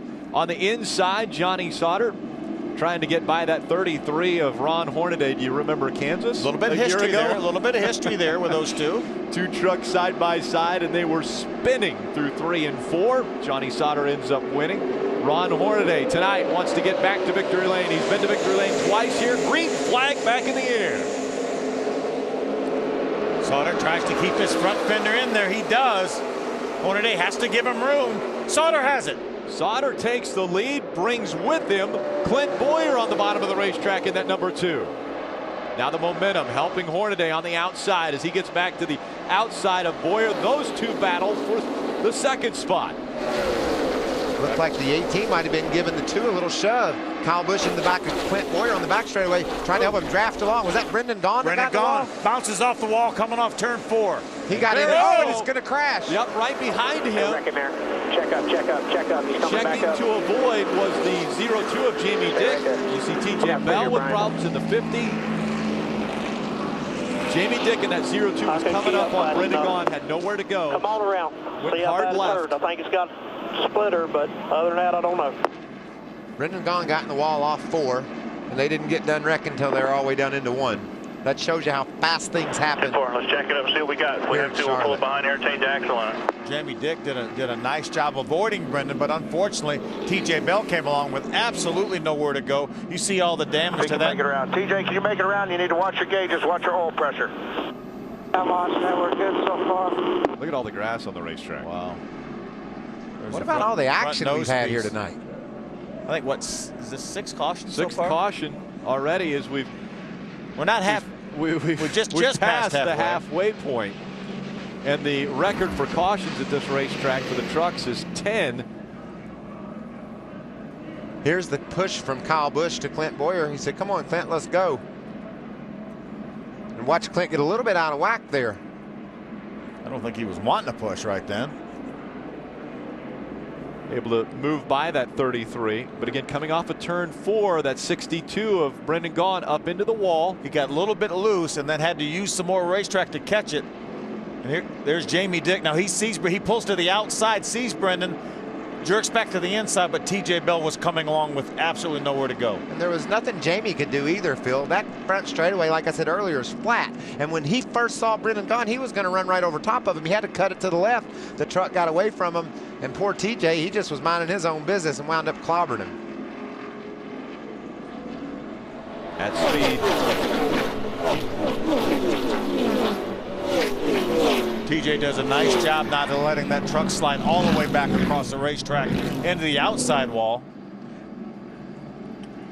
Aaron's doesn't care how many lucky dogs they give away. They're going to give a couple every more caution tonight. Probably every caution they're going to give every time there's a caution, they will give a lucky dog out. Chris Fontaine's going to get this one. Look at that.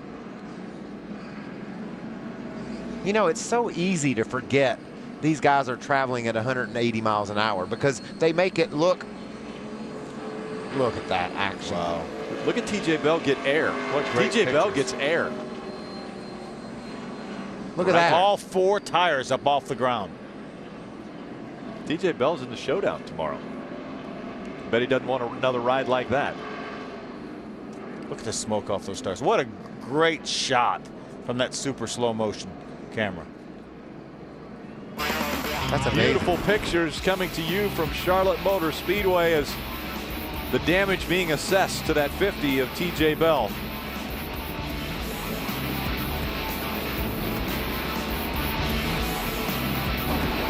Brendan Gaughan slaps the wall. Jamie Dick comes down the racetrack, and TJ Bell gets air in the infield at Charlotte Motor Speedway.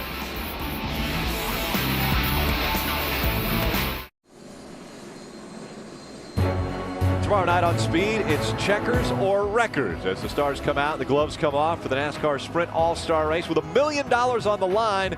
It's no holding back for NASCAR's best. Don't miss the NASCAR Sprint All-Star Race tomorrow night, 7 Eastern, live and only on Speed.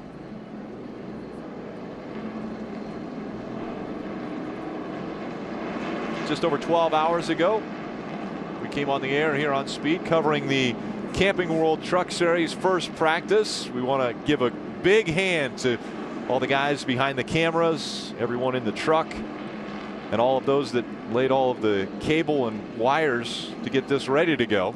It's been a long day, and we want to say thank you to everyone. Is that Nelson up there? Nelson, if you could shoot some of the planets up there, we'd really love to see if Saturn. Hello, Robo guys. Will he say hi back? Oh yeah. Oh yeah, there he goes. They're actually in the truck operating those cameras. No, they're in that little box right there. They're very little people. Let's have another restart. How about that? Yeah, it's been a long day though, and we do want to sincerely say thank you to everyone who's put in the extra hours as we have 61 laps to go here. Out in front of this field, Johnny Sauter and Clint Boyer 1 and 2. James Busher is on pit road right now. We got a report that he had to change a battery. Ray, what's going on down there? I'm sorry, Hermie, what's going on down there?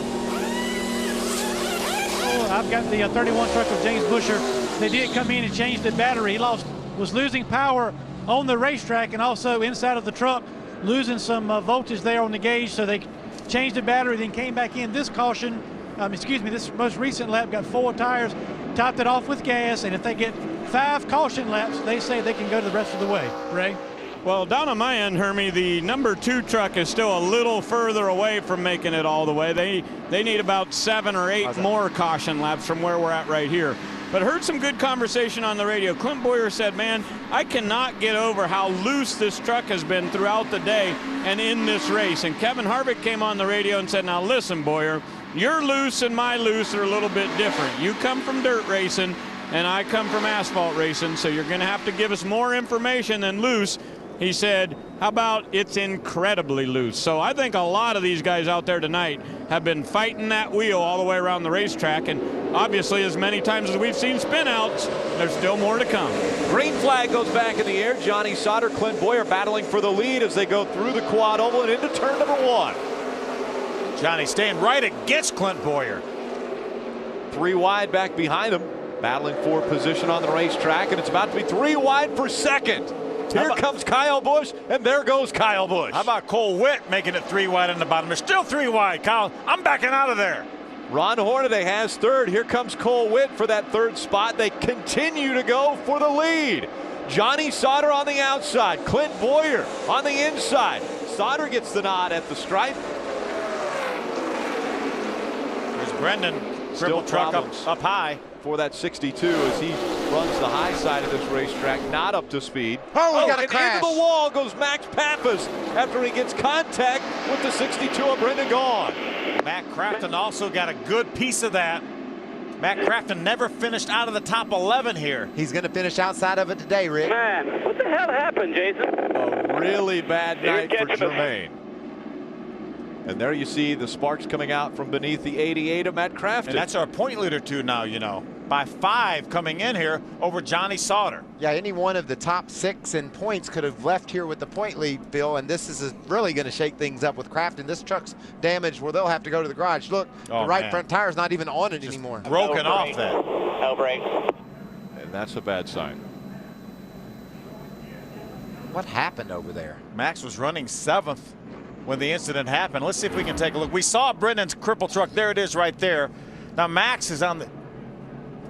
I think Max maybe didn't know that Matt Crafton had his nose stuck up there on the outside. When he moved up, he made contact with the left front corner of Matt Crafton's truck and turned him sideways into Brendan. The slower truck of Brendan Gaughan everybody was avoiding him. Max didn't know that the 88 had gotten beside him. You could see on the top of the screen. Brendan up as high as he can be to try to stay out of the way. And there's plenty of room for him, but Max just goes up the hill too far. I don't think Max realized that it was going to be 3 wide. I don't think he knew that the 88 of Matt Crafton was up there. See Kimi Raikkonen slipping by there, Matt Crafton with all the other Clayton Rogers and those guys making their way by.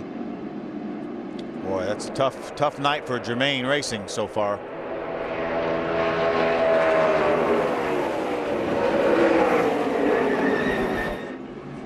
And on to pit road, the field comes. Hermie Sadler. Yeah, Johnny Sauter coming down pit road. He likes his truck up front. It's a little bit freer out of that clean air, but they're going to put 4 tires on it. Air pressure adjustment, Ray. Track bar adjustment for Clint Boyer, and they fill it full of gas. He and Kyle Busch are going to have a battle down to the end of the straightaway. I can't call that one, guys. Who got there first? Like Kyle Busch beat him off pit road. Kyle Busch did. Chris Fontaine gets turned around on pit road. I think. Go left, go left. We're here in contact with Brad Sweet in the 32 Come truck. forward, gas it up, make a damn U-turn. Stop right there. Go around, put gas in the damn thing. One truck that stayed on the racetrack was Cole Witt.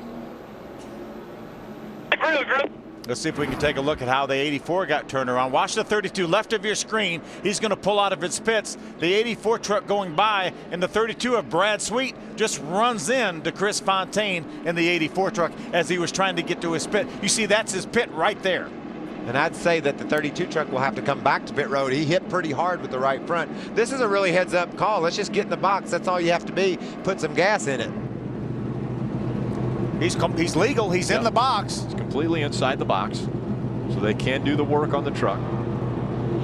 And he didn't have to turn around on pit road till everybody was gone. That's right. Safer way to go about things.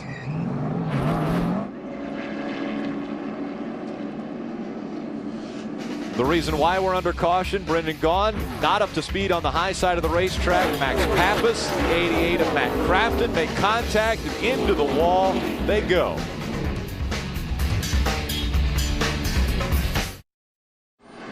Huge night tomorrow on speed. It's checkers or wreckers as the stars will come out. And of course, those gloves come off for the NASCAR Sprint All-Star Race. $1 million on the line.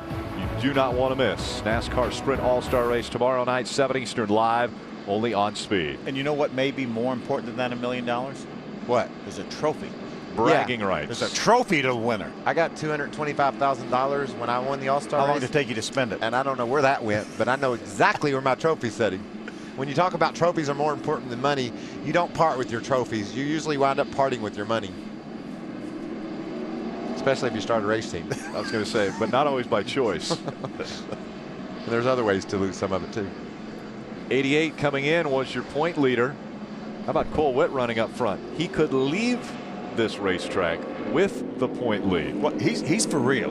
Cole Witt is for real. He went to Daytona this year, missed the race, jumped in another truck, ends up with a top 15 finish, and then he's been good from here on out. And his great start to the season has led him to the Nationwide Series again. It'll make his 3rd start in the series next week here in Charlotte in one of the Pastrana Waltrip cars. So he's moving on up. Kimi Raikonnen, pretty impressive run already. Had a pretty close call under this most recent caution. Watch what happens up front. He sees the trouble, he moves down. And then right back up the racetrack after he clears Good job, Kimi. Caution's out. Matt Crafton involved in that incident. Ray Dunlap. Well, we're down in the garage here, and of course, Matt Crafton, worst finish of the year so far has been 11th. It's going to get worse than that tonight. Tell us about the damage on the truck, Matt. A lot of damage. I mean, spindles broke, lowers folded up. It's chaos. I mean, it's just insane. I mean, we had a pretty good truck. We was in track position. Kind of painted ourselves in a picture when in a corner when we came down there on pit road early. But all in all, I don't know. I honestly don't know what happened. The 62 was up high. There you go. I think the 9 just came up and didn't know I was there. He got loose or something, and I was in the wrong place at the wrong time, looks like it. Yeah, it looks tight racing there for sure, no doubt about it. Tell us, well, we're about to go back to green. Thank you for your time. Matt Crafton going to get a bad points night tonight at Charlotte. Green flag back in the air. 3 wide already for 5th. Now 3 wide for 2nd. Here comes the 2 of Clint Boyer on the outside. How about Cole Witt there with this lead? When he got the lead at Dover, Phil, he drove off from these guys. Now he's out in front here at Charlotte. Can he do it again? Got Clint Boyer right on his bumper. Look at this heavy traffic. We've heard the word chaos thrown out so many times by guys who are in the garage, and now we're looking at it once again on the racetrack. We're 3 wide on the restart as far as you can see. 53 laps still to go here at Charlotte, out in front of that field. Watch out now, there's Matt. I mean, Max Pappas, slow truck. First 3 trucks get by easy. How about Clint Boyer now with the lead? Clint Boyer has the lead. Nelson Piquet Jr. up there battling with Cole Witt for position. That thing got really loose on Piquet Jr. He had to slide up the track. Luckily, there wasn't anybody up there. Got some damage. Jimmy Dick in the 0-2 has some damage to the front of that race truck. But Dick's running inside the top 10 in his truck, beat all to pieces. Look at him hanging right there with Johnny Sauter. Yeah, Johnny Sauter, the 13 truck, trying to make his way by. He's going to get to the outside of Jamie Dick. Little smoke from the left front tire on that 0-2 truck. Still clear, 92, 1 back. A lot of smoke still coming out from the left front of that 0-2 of Jamie Dick. I think Joey Coulter making it 3 wide. Do what you can, bud. Let's keep an eye Sparks on that into the wall goes Jamie Dick. Wall, guys. I think a tire went down. I think that left front tire went down. Keep it high. Keep it up there. Caution is out. Caution is out. 8th caution comes out. Man, you gotta like Jamie Dick's spirit. He had that thing in the top 10. He didn't care if a tire was rubbing or not. Let's just get caught up.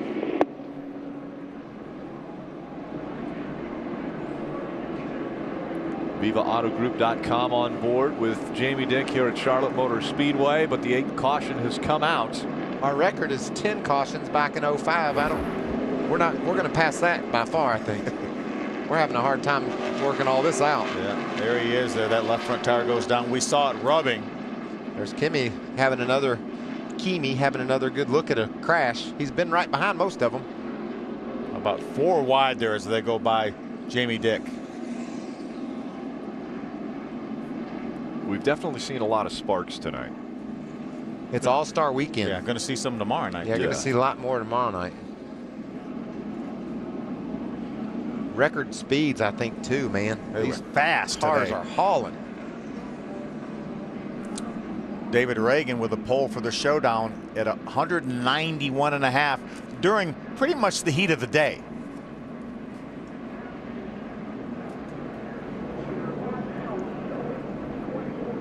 So the 8th caution has come out. This time on lap 85. Again, 134 lap race. We've got 49 laps remaining. Stay with us here on Speed. Welcome back to the North Carolina Education Lottery 200, presented on Speed by Yamaha. Friday night racing under the lights for the NASCAR Camping World Truck Series. Aaron's lucky dog goes to Max Pappas in that modified number 9 Geico Toyota Tundra. You can be an ugly dog and get a lucky dog. And it doesn't look pretty right now for Max Pappas. Let's go down to Hermie Sadler. Do it. Yeah, Rick, the 60 of Cole Witt came down to pit road. He had been on the racetrack for the last couple of cautions, but he came down pit road and took 4 tires, no adjustments, and got him back on the racetrack. Ray? If you look at the front of Kyle Busch's truck, he's got some damage on the left front on the nose. They had talked about pitting to put some bear bond on it. Kyle said, I don't know, I'll try to do the best I can. Decision time for Clint Boyer. He didn't know if he should go to the inside or the outside. They said, just so you know, Kyle is 3rd. That helped him make his choice. That means he jumped to the outside in order not to be in front of Kyle. So row number 1, Clint Boyer, Nelson Piquet Jr. making up that front row. Nelson Piquet will be on the inside, Clint Boyer on the outside. Then it's Kyle Busch on the inside of row number 2, and outside of him, Ron Hornaday coming through the quad oval. Green flag back in the air. How about KHI trucks right now running 3 in the top 4? 3 wide for second. Kyle Busch on the bottom of the racetrack. Nelson Piquet Jr. checks up, allows Kyle Busch to take that spot. Here comes Hornaday on the outside, battling for second. James Busher going to try to make his way up on the outside. Kyle Busch pulls over in front of him. Nelson Piquet Jr. down on the bottom of the track. That's tough sledding down there. Thing wants to get loose. We've seen that happen to the best. Ricky Carmichael, Johnny Sauter side by side. Now they straighten it out. Johnny Sauter has the spot about 6th. How about Nelson Piquet battling back on the bottom of the racetrack, trying to get by that 18 of Kyle Busch. That's not a surprise either for Nelson Piquet to come here and run well. Right behind him, James Busher in the 31.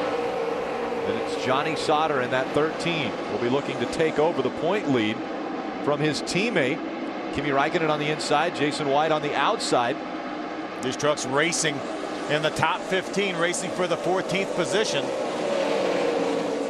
Max Pappas in that number 9 is going to receive the black flag from NASCAR. He pulled to the pits. He's inside the pit road area. He goes to pit road. They were no longer scoring him. Problems for Joey Coulter. He goes to the apron of the racetrack. Now back out onto the racing surface. Jumping out of gear, he said.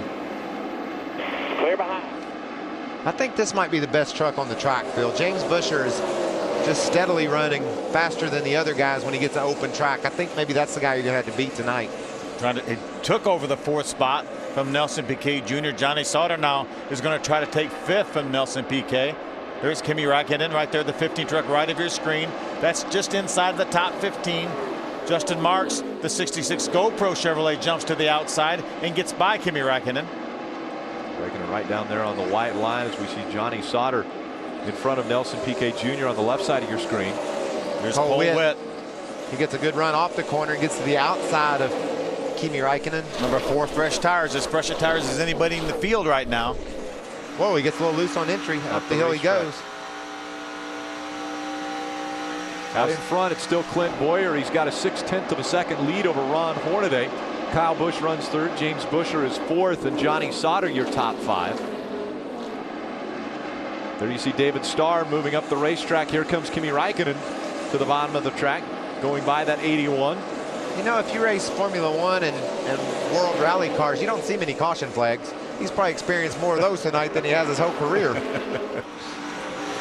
And he's been racing from the time they dropped the green flag, racing with somebody.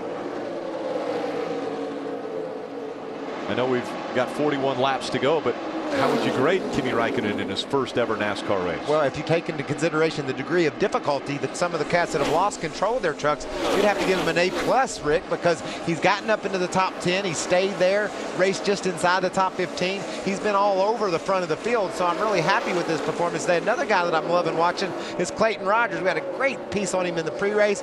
He loves this sport. He wants to be here, and he's proven tonight, that he belongs here. Just jumped up to the 9th spot, got by Travis Quapple. He was running 10th, got by Travis for the 9th spot. Comes Brad Oh, we got a spinner. Smoke right in front of that group. That's the 02 of Jamie Dick once again.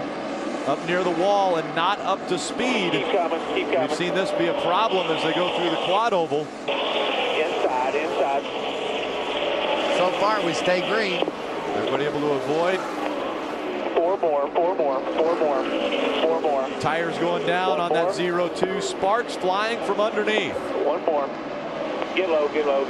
Caution's out. Caution is out. And the caution comes out for the 9th time tonight. One away from the record. We got a long way to go, Rick. And 39 laps remaining.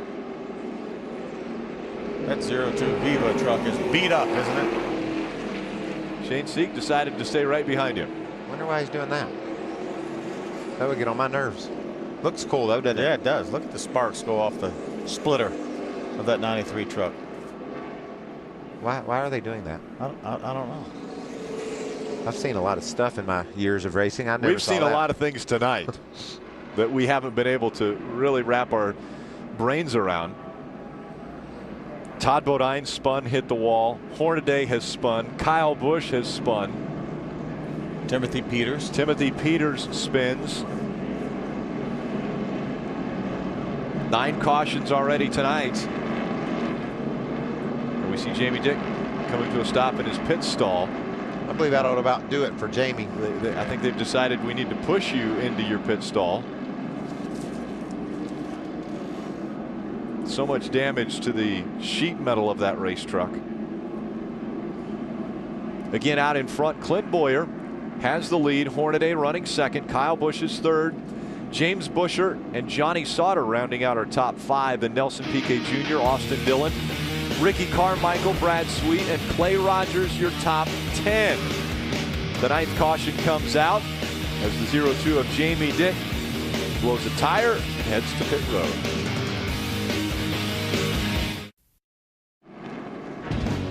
Welcome back. North Carolina Education Lottery 200 presented on speed by Yamaha with just 36 laps to go here from Charlotte Motor Speedway. We have a winner. I would have to say that's the fans that are enjoying this race. They're definitely the winner tonight. And Ray Dunlap, what's happening with our front row? Well, Rick, you know, middle of last year, I kept telling you over and over that every time KHI debuted a brand new chassis, it was a contender to win. And they had quite a streak going, but that thing cooled off a little bit at the end of last year and the beginning of this year. But it may get hot again tonight. Clint Boyer is driving a brand new truck, number 59, and right behind him, Ron Hornaday has number 58, the 2 newest vehicles out of the KHI stable. So these guys talking on the radio about how each other's truck is responding. Boyer said after I go 3 or 4 laps, I can go wide open, but then it gets loose. Hornaday says I can't go any laps wide open. I'm already loose when we get to green. We were able to listen in to the communications for the 2 of Clint Boyer. This is what he had to say. Just get you a start like you did before. You know, everybody's running near the same speed, and they got to get around you once we get out front. So if you got to reach up and break that mirror, do it. Then I'd have to rely on you. Ooh, good point. A little fun there between spotter and driver.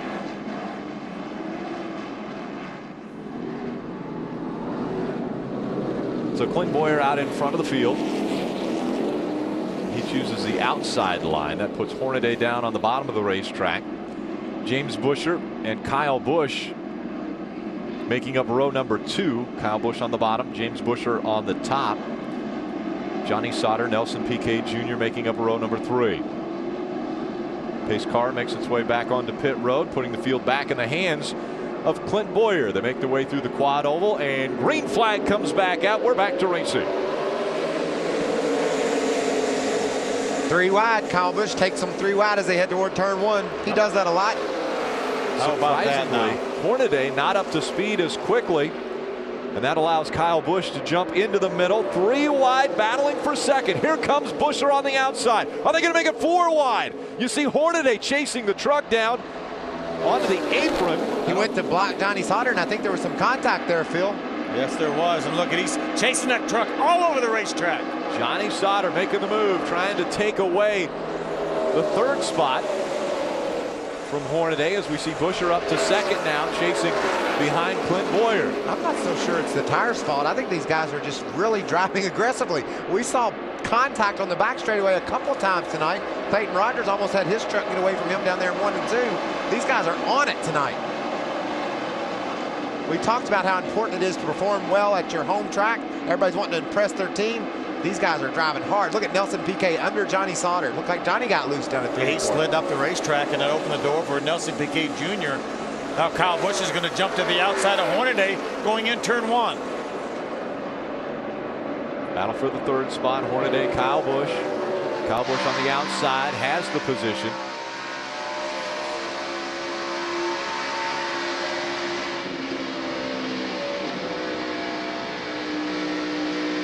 Having to wade into the throttle, not able to stomp that throttle, as we see Piquet jump to the inside of his teammate Hornaday. Cole Witt's making some moves back there too. Remember, he was one of the last cars to come to pit road. He has now moved his way up well into the top 10, right behind Johnny Sauter. Yeah, he took these guys 3 wide off turn 4. Almost made the pass, but now having to pull back in behind Ricky Carmichael. Nelson Piquet Jr. moves to the inside of that 33 of Hornaday. Those two are fighting for the 4th spot. Remember, these guys battled for the 2nd position at Nashville, with Piquet able to get by Hornaday for that 2nd spot. Continues into turn number 1. Sparks fly from underneath the 33 as he gets into one pretty hard on the high line. They stay door to door as they go down the backstretch. Nelson Piquet Jr. working the bottom of the racetrack. Hornaday trying to keep the momentum up on the outside.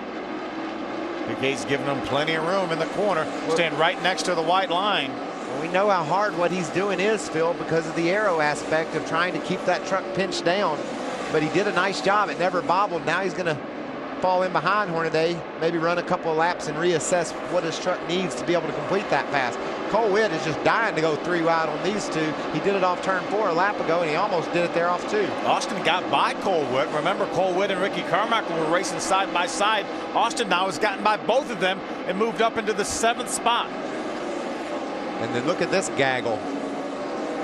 Problems with the 81 of David Starr. He's slow on the racetrack. Smoke coming out the back. Blows the right front tire down.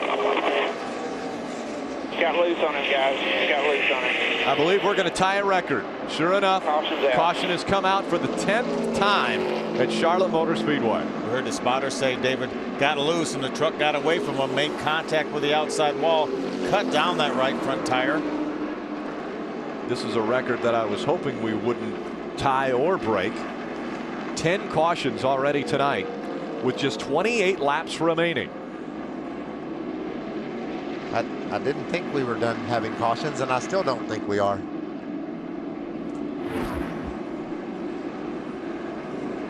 Down at the bottom of the racetrack. Got loose.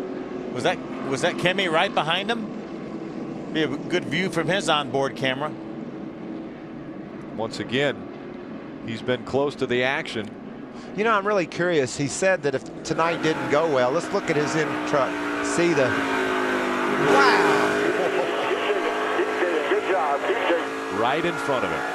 That's close. You know, Ricky said before the race, if he didn't do well tonight, he wouldn't come back. And I think he's done well. I wonder what he thinks about the experience, all these crashes he's seen. You know, right before David Starr had his problems, Kimi actually got into the wall. Take a look. That's about like he did it in practice. Yeah, maybe a little bit harder there. You can see that truck jump up in the air. I hit the wall quite hard. Quite hard. Remember, he just said he just touched it in practice. He hit it quite hard that time.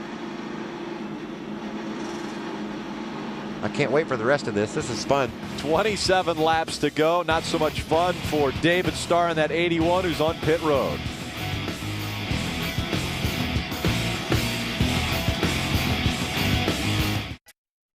It's been a long day. It started 13 hours ago for Kimi Raikkonen in his first foray in NASCAR. Once he climbed in and all the photographers had their pictures, he had his hands full on the racetrack. Really throughout most of both practice sessions. Here's the final practice. That's completely sideways. I don't think many people save that truck, no matter how much experience they've had. We've seen how difficult it is to keep control of your truck. They worked on it, got it tightened up. What do you know? Too tight. Into the outside wall he went. And this is race action. Watch this move. To make some moves. Makes it 3 wide here on the bottom of the racetrack. Bounces off the wall yet again just a few moments ago. Right in front of him, David Starr has problems into the wall. Close call once again. It's been an action-filled 13-hour day for him. We listened into his radio communication moments ago. Here's what they had to say. Yeah, it's a little bit too tight, so once it heats up, it seems to start to be okay. But every time when it feels that it starts working the car, then there is always caution. I understand. It's frustrating, but you're correct. Yep. Takes about 5 laps for you to get going. I'm glad that guy understood, because I didn't really understand. I understood every word he said. It's been fun watching Kimi Raikkonen in his first ever NASCAR race. Well, it's been obvious to me why he's a world champion. What great control he's had of this truck. Never being on this racetrack, never running at these speeds before in a truck. He's had it out of whack, he's saved it, and he's marched up toward the top 15 and stayed there all day long. Great job. Said he was very, very fast in his testing, but that's one truck on the racetrack at a time. He's had trucks all around him from the drop of the green flag, Ray. And guys, in pre-race, I asked him Hauska Tavata. And I think that says, how is it to be in America, but it may say, is your dog brown? I'm not sure in Finnish, so I got to work on that. You need to be careful what you're saying on the air, Ray. I heard Rosetta Stone is very good for that, too. I have a friend that's from Finland, and they sent me a text of something to say, but I don't really trust them 100%. And I didn't know what they were trying to get me to say on TV, so I didn't go with it. Yeah, we're live over in Finland, so be careful what you say. It's time for a restart. We'll have 23 laps remaining in this race. Out in front, it's Clint Boyer, James Busher. They make up row number 1. Green flag back in the air. What do you say, Kyle Busch, 3 wide again? He decided just to push Busher instead of trying to pass him. Heavy traffic back behind. 3 wide there. Cole Witt on the outside. Ricky Carmichael throwing that number 4 into the mix now. Kimi Raikkonen jumps to the inside again to make it 3 wide. Oh, and he's pushing up the track. That's Travis Kvapil in the 5. Had to go up the racetrack just a bit to avoid contact. Great job by Ricky Carmichael, like you said, Phil. He's made his way inside the top 10 and stayed there. Parker Kligerman was off pace earlier, had a flat tire, and the truck didn't look like it was that good, but he's got it squared away now. See that yellow truck there in the top 10. Lost a lap, got an Aaron's Lucky Dog back in contention. How about 3 wide right here? James Busher in the middle, Hornaday on the outside. Here comes Kyle Busch. Haven't heard a lot from him today. Kyle Busch moves up into second now, chasing Clint Boyer. Comes Cole Witt, pulls up right behind Johnny Sauter. James Busher a little loose on the inside of that 33 of Hornaday. And here comes Johnny Sauter, makes the pass on Busher. And here comes Cole Witt to the outside. Well, that was tight. Up, boys. They've been hot, Rick. This has been the most amazing race I've seen in the Truck Series. These guys, at Charlotte, I've never seen them race this aggressively. I think it's a combination of the tires being a little tricky and people just trying to get where they're going. In a hurry. Definitely. Ricky Carmichael in front of James Busher. Just behind them, Parker Kligerman in the 29. Nelson Piquet Jr. in the 8. We Again out front, it's Clint Boyer. Kyle Busch runs second, Hornaday third, Johnny Sauter is fourth, and Cole Witt running in that fifth spot. And look, Cole's decided to go high with this truck, made a great move through 1 and 2. It's going to work off 4 here. Well, if he doesn't bounce off the fence, he doesn't. Cole Witt able to take the spot away from Johnny Sauter. So he moves up to the 4th position while Buescher is back in 6th, Carmichael 7th, Nelson Piquet Jr. 8th. Remember, Cole Witt has about 10 lap fresher tires than the 3 trucks right now running in front of him. Tight racing all throughout this field. Looking at a battle here just outside the top 10, all the way into the top 10. Kligerman is in 9th there at the front. Travis Kvapil in this mix, he's in 13th. Another great run by Justin Marks. Pole last week, top 10 finish. He's proven again this week that he's got the speed to run with these guys. Austin Dillon almost came up and got into the front end of that 5 of Travis Kvapil, but I would say I don't want to jinx it for him, but with 18 laps to go, this has actually been a pretty good run for Travis Kvapil. He had teammates battling right here for the 6th position. Ricky Carmichael, James Buescher, both out of Turner Motorsports. Nelson Piquet Jr. just behind him. 17 laps remain. Clint Boyer, Kyle Busch separated by 0.7 of a second. Side-by-side battle continuing. Brad Sweet on the outside. You know, Austin Dillon on the inside. For the first time all year, Travis Kvapil had a fast truck at Dover. He didn't get a finish, had some trouble. And it looks like tonight he's got a fast truck again. See if he can close the deal, like you said, Rick. But it was good to see him run good last week, and he's running good again this week. Here comes Cole Witt. Great momentum on the outside. Hornaday moves up the racetrack trying to slow that momentum down, but Cole Witt continuing to try to move by to take 3rd away. You know, it looked like Cole Witt was running at the bottom of the racetrack and running okay, but once he's run up on the outside of this track, he's making moves. He's got that thing going now. I like how he adjusted his line, and it's paying off for him here late in the race. Cole Witt, one of the 11 drivers making their first ever start here at Charlotte Motor Speedway. And not a lot of experience. And on any of the 1.5 miles, I think he ran Homestead last year. That was the only other 1.5 miles that he's been on. But I'll tell you, he'd never been to Darlington either. And he sat on a pole and finished in the top 10. You know, another thing that could shock everyone, a rookie has never led the point standings in the Camping World Truck Series, and Cole Witt has an opportunity to leave this racetrack tonight with that points lead. Right now, as they run, Johnny Sauter, Cole Witt, dead even. Dead even for the points battle. There's Austin Dillon trying to figure out a way around Parker Kligerman. Austin in the 3 truck, Parker in the 29. These guys all running the top 10. That's 10th place, Austin Dillon. Well, I would love to see Ricky Carmichael, after the bad luck he's had this year, finish this thing off here. 14 laps to go, get to the end, get a top 10 finish. Especially after such a big hit that he took at Dover a week ago. Now James Buescher all over the back bumper of that 13 of Johnny Sauter. That's a battle for the 5th position. James Buescher was able to get by his teammate. Ricky Carmichael now chased down that 13 of Johnny Sauter. Seeing if momentum will work as he goes higher on the racetrack. Kimi Raikkonen on the inside, Joey Coulter on the outside. That's for 16th. And back up front, Kyle Busch has begun closing in on Clint Boyer. It was 0.7 of a second. Now it's 0.4 of a second. Yeah, he chopped a 10th off that last lap, steadily reeling in that 2 truck. Kyle Busch trying to make it 4 wins here at this racetrack and 3 in a row in the Camping World Truck Series.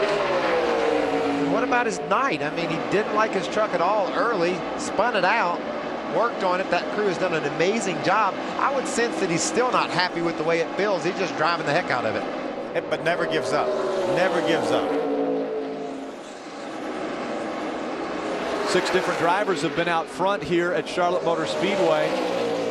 But of the 6, the 18 has not been one of them. He has not led a lap here at Charlotte Motor Speedway, but he looks like he's getting close to getting by that too. He wants to change that. He wants to lead lap 134. Coming up on 10 laps to go this time by. Clint Boyer has led 50 laps. He will lead the most laps tonight. Timothy Peters was out front. James Busher out front. Hornaday's been out front of this field. Johnny Sauter as well as Cole Witt. And now the two battling for the top spot. Clint Boyer and that 18 of Kyle Busch. Remember when we talked to Clint Boyer hours and hours ago during practice, and he said how much of a struggle they had with their truck trying to find the handle on it. That's why these guys will be racing in the All-Star race tomorrow night. They can take something that's not right and do special things with it. That's what makes a championship caliber race car driver, and that's how you wind up in Cup, when you have the ability to do that. Parker Kligerman on the inside of that 4. Ricky Carmichael. Great run for Justin Marks in the 66 just behind him. Yeah, and Brad Sweet right there mixing it up with these guys. Travis Quapple again trying to get his season untracked here. Yeah, and give a shout out to Justin Lofton right there at the back of this pack. He opened up his day with a spin off turn 4, but yet he's been able to hang in there in the race and runs inside the top 15. Inside of 8 laps of racing remaining from Charlotte, and the gap closes. Clint Boyer trying to hold off Kyle Busch. Kyle goes to the high side. A battle for the lead. One back, still clear. Still clear. Don't think Clint Boyer is not aware of the fact that Kyle Busch is there. Check your mirror. All over your mirror right now. Kyle Busch, a little bobble. Still clear by quarters. Still clear. Here comes the momentum. Down the backstretch they go. Kyle Busch looks to the inside, trying to take the lead away from Clint Boyer. Had that run up off of turn number 2, got him to the inside. Does he have him cleared? He does. Kyle Busch takes the lead away from Clint Boyer. He'll lead his first lap of the night right here on lap 127. Nice and smooth. By the way, guys, that truck that just took the lead spun out earlier in this race. And it looked like he tried to spin out taking the lead. It didn't stop him from making the pass. I don't think this is over, guys. I think Boyer will get a run on it. 6 laps remaining. Clint Boyer running the tire tracks, and that 18 has to go up the racetrack. All right, he had a bad corner. You got 3 on him now. I think Boyer got loose getting on the entry of 3, don't you, Phil? Or overdrove it a little bit, and I actually had to veer to the right to avoid Kyle's truck. Side by side, back behind those two. How about Justin Marks has made his way up into the top 10, got by Ricky Carmichael and Parker Kligerman. See the 30 of Todd Bodine back on the racetrack making laps. Parker Kligerman to the bottom of the racetrack, trying to get by. That's 66. Those two stay door to door down the backstretch. Parker all the way down on the bottom of the racetrack. Justin Marks running the high side. James Busher now has caught Ron Hornaday in that battle for the 4th spot. They continue to battle on the right side. Kligerman and Marks battling for the 9th position. Justin Marks had it at the stripe before. Now Kligerman has the advantage. Coming up on 3 laps remaining. They cross the stripe. Kyle Busch in front of Clint Boyer. The final 3 laps, 4.5 miles from Charlotte Motor Speedway. Look at this battle. Boyer's reeling him in. Clint down on the bottom with the left side tires below the white line. Kyle running towards the top. Last time Clint Boyer was in a truck was earlier this year at Phoenix, where he finished 2nd in that race. You can see him gain. He bounced off the wall. Boyer into the wall coming out of turn number 4 with just 2 laps to go. Will that be the end of his run at the lead? I don't think so. He's not giving up. Had a good corner right there. And he closes the gap on Kyle Busch. Next time by, they'll receive the white flag. That lap truck there took Boyer's line away. He was making great time down on the bottom of the racetrack. Couldn't get there because of the slower truck that he had to go around and look at the ground. He lost to Kyle Busch. And the battle continues. The 33 losing spots. Nelson Piquet Jr. gets turned around. No caution. We're still green. Stay green. White flag is out. Hornaday up the racetrack. James Busher got in front of him. Kyle Busch has 3 truck links, now 4 on Clint Boyer as they work through 3 and 4. Kyle Busch comes out of turn number 4 into the quad oval. He'll win his 28th Camping World Truck Series race. What a job by Kyle Busch. We continue to talk about it. 97 NASCAR wins. There's Parker Kligerman. He's going to get the 8th spot. Justin Marks get 9th. Brad Sweet gets a top 10 finish. And here comes Kimi Raikkonen with a top 15 run here in his first ever NASCAR start. And I tell you what, he worked for that 15th place finish. Thumbs up, Kyle Busch and Cole Witt. This will be an interesting interview. And Johnny Sauter is now 1 point behind Cole Witt in the point standings of the NASCAR Camping World Truck Series. We have a rookie at the top of the charts in our point standings. Pretty special rookie too. Very impressive from young Cole Witt. Unofficially finishing in the 3rd spot, but it's all Kyle Busch after battling through a very loose truck all day long, and through the early portion of this race he's able to methodically work his way up to the front, and Kyle Busch leads the last 7 laps of the race here in Charlotte, and he'll be on his way to victory lane. We'll talk to him when we come back. Welcome back. The North Carolina Education Lottery 200 presented on Speed by Yamaha just wrapping up. Take a look at the parking lot here on Pit Road. Let's go trackside to Hermie Sadler. Yeah, Clint Boyer getting the word in with owner for the night, Kevin Harvick. I know you're disappointed with a 2nd place finish. Talk about the battle. He got valued and you ran him back down. Tell us what happened. Yeah, it was just too loose. I mean, we was too loose all day long. I knew, in practice, we was going to have our hands full, and just it's unfortunate. You could draft so big there. He got by me, and I tried him back and got in the wall. But I'm just proud of everybody on this truck, man. I'm telling you, this Holly Chevrolet, these guys worked their butts off today. They deserve to win, and I just didn't get it to them. When's your next race in the trucks here? And Kansas, back home. So hopefully we can get one back home. That's Clint Boyer. He comes home 2nd tonight. Rick. Thanks. That's just in 2 weeks when we head back to Kansas. After this race, we saw some bad blood once again, and we've seen it before. Hornaday and Sauter mincing words on the racetrack, actually on pit road. It's a result of what happened on the racetrack. What they did on the racetrack. Neither happy, neither backing down. Johnny Sauter ended up climbing back in the truck. Johnny's trying to get a little room there. Hermie, what's happening? Well, Ron Hornaday, another top 5 finish. First of all, Johnny Sauter pulled up here on pit road. You guys had some words. What did he have to say? Yeah, he told me it was a good race, I guess. He thought I was blocking him. I don't know what the heck happened. I mean, he didn't know I was 3 wide. I mean, I missed a shift on the start and going down in through the corner, and Kyle got up on the outside of me and put the other guy up on the outside. We were 3 wide, and he just booted me, and he thought I was blocking him. So, I mean, he's got to be able to see he thought I was blocking him. See, I got loose right there, and I came down, and he just booted me. So, I don't know. You automatically do that, but I got to thank Potato Chips, everybody on this RCR. It's pretty cool. Ream, Armored, Hunt's Brothers Pizza, Kroger, Chevrolet, everybody, and Kevin Delano. This is what it takes. I mean, this is so cool to come out here and run. And didn't think we were going to have that good of a truck. And if I knew how to adjust it one more time, I mean, I was going to do something in the truck. And I said, we get a top 5 out of here, I'll be happy. That's another top 5 for Ron Hornaday. Ray, let's go to victory lane. Here comes Kyle Busch out of this bright green Charged Citrus NOS energy drink. Tundra. How about 8 out of the last 11 races in Camping World Trucks have been won by KBM?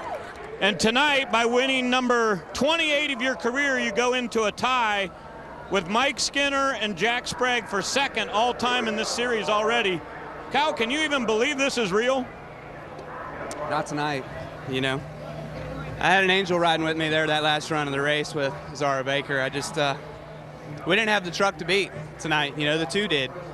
And somehow I found some more out of it, and I'm going to say that I had some help tonight. It's weird how things work, but man, when you believe in it and when you trust in it and you have faith in it, it'll repay you. So I can't say enough about NOS Energy Drink, about this team, Kyle Busch Motorsports, all the guys, and from Toyota, M&M's, Flexco, and Dollar General. It's this is a great night for us, and to come out here and with a special name on the side of the truck, means a lot to Kyle Busch Motorsports, all of us, Speedway's Children's Charities, the community here around North Carolina, around Charlotte, around Hickory, and it's fun to come out here and do this kind of stuff. What were you thinking when you spun out and came down? I know you were saying you thought your truck was still awfully loose and these tires weren't great, but somehow all of a sudden you're back to the front. Yeah, I mean, well, we spun out and we only lost like 3 or 4 spots, and then we came to pit road, got new tires, and Eric made a bunch of changes. He wholesaled it. I don't know what he did, but he made some great calls there, and got me something that was definitely a lot better. It was drivable,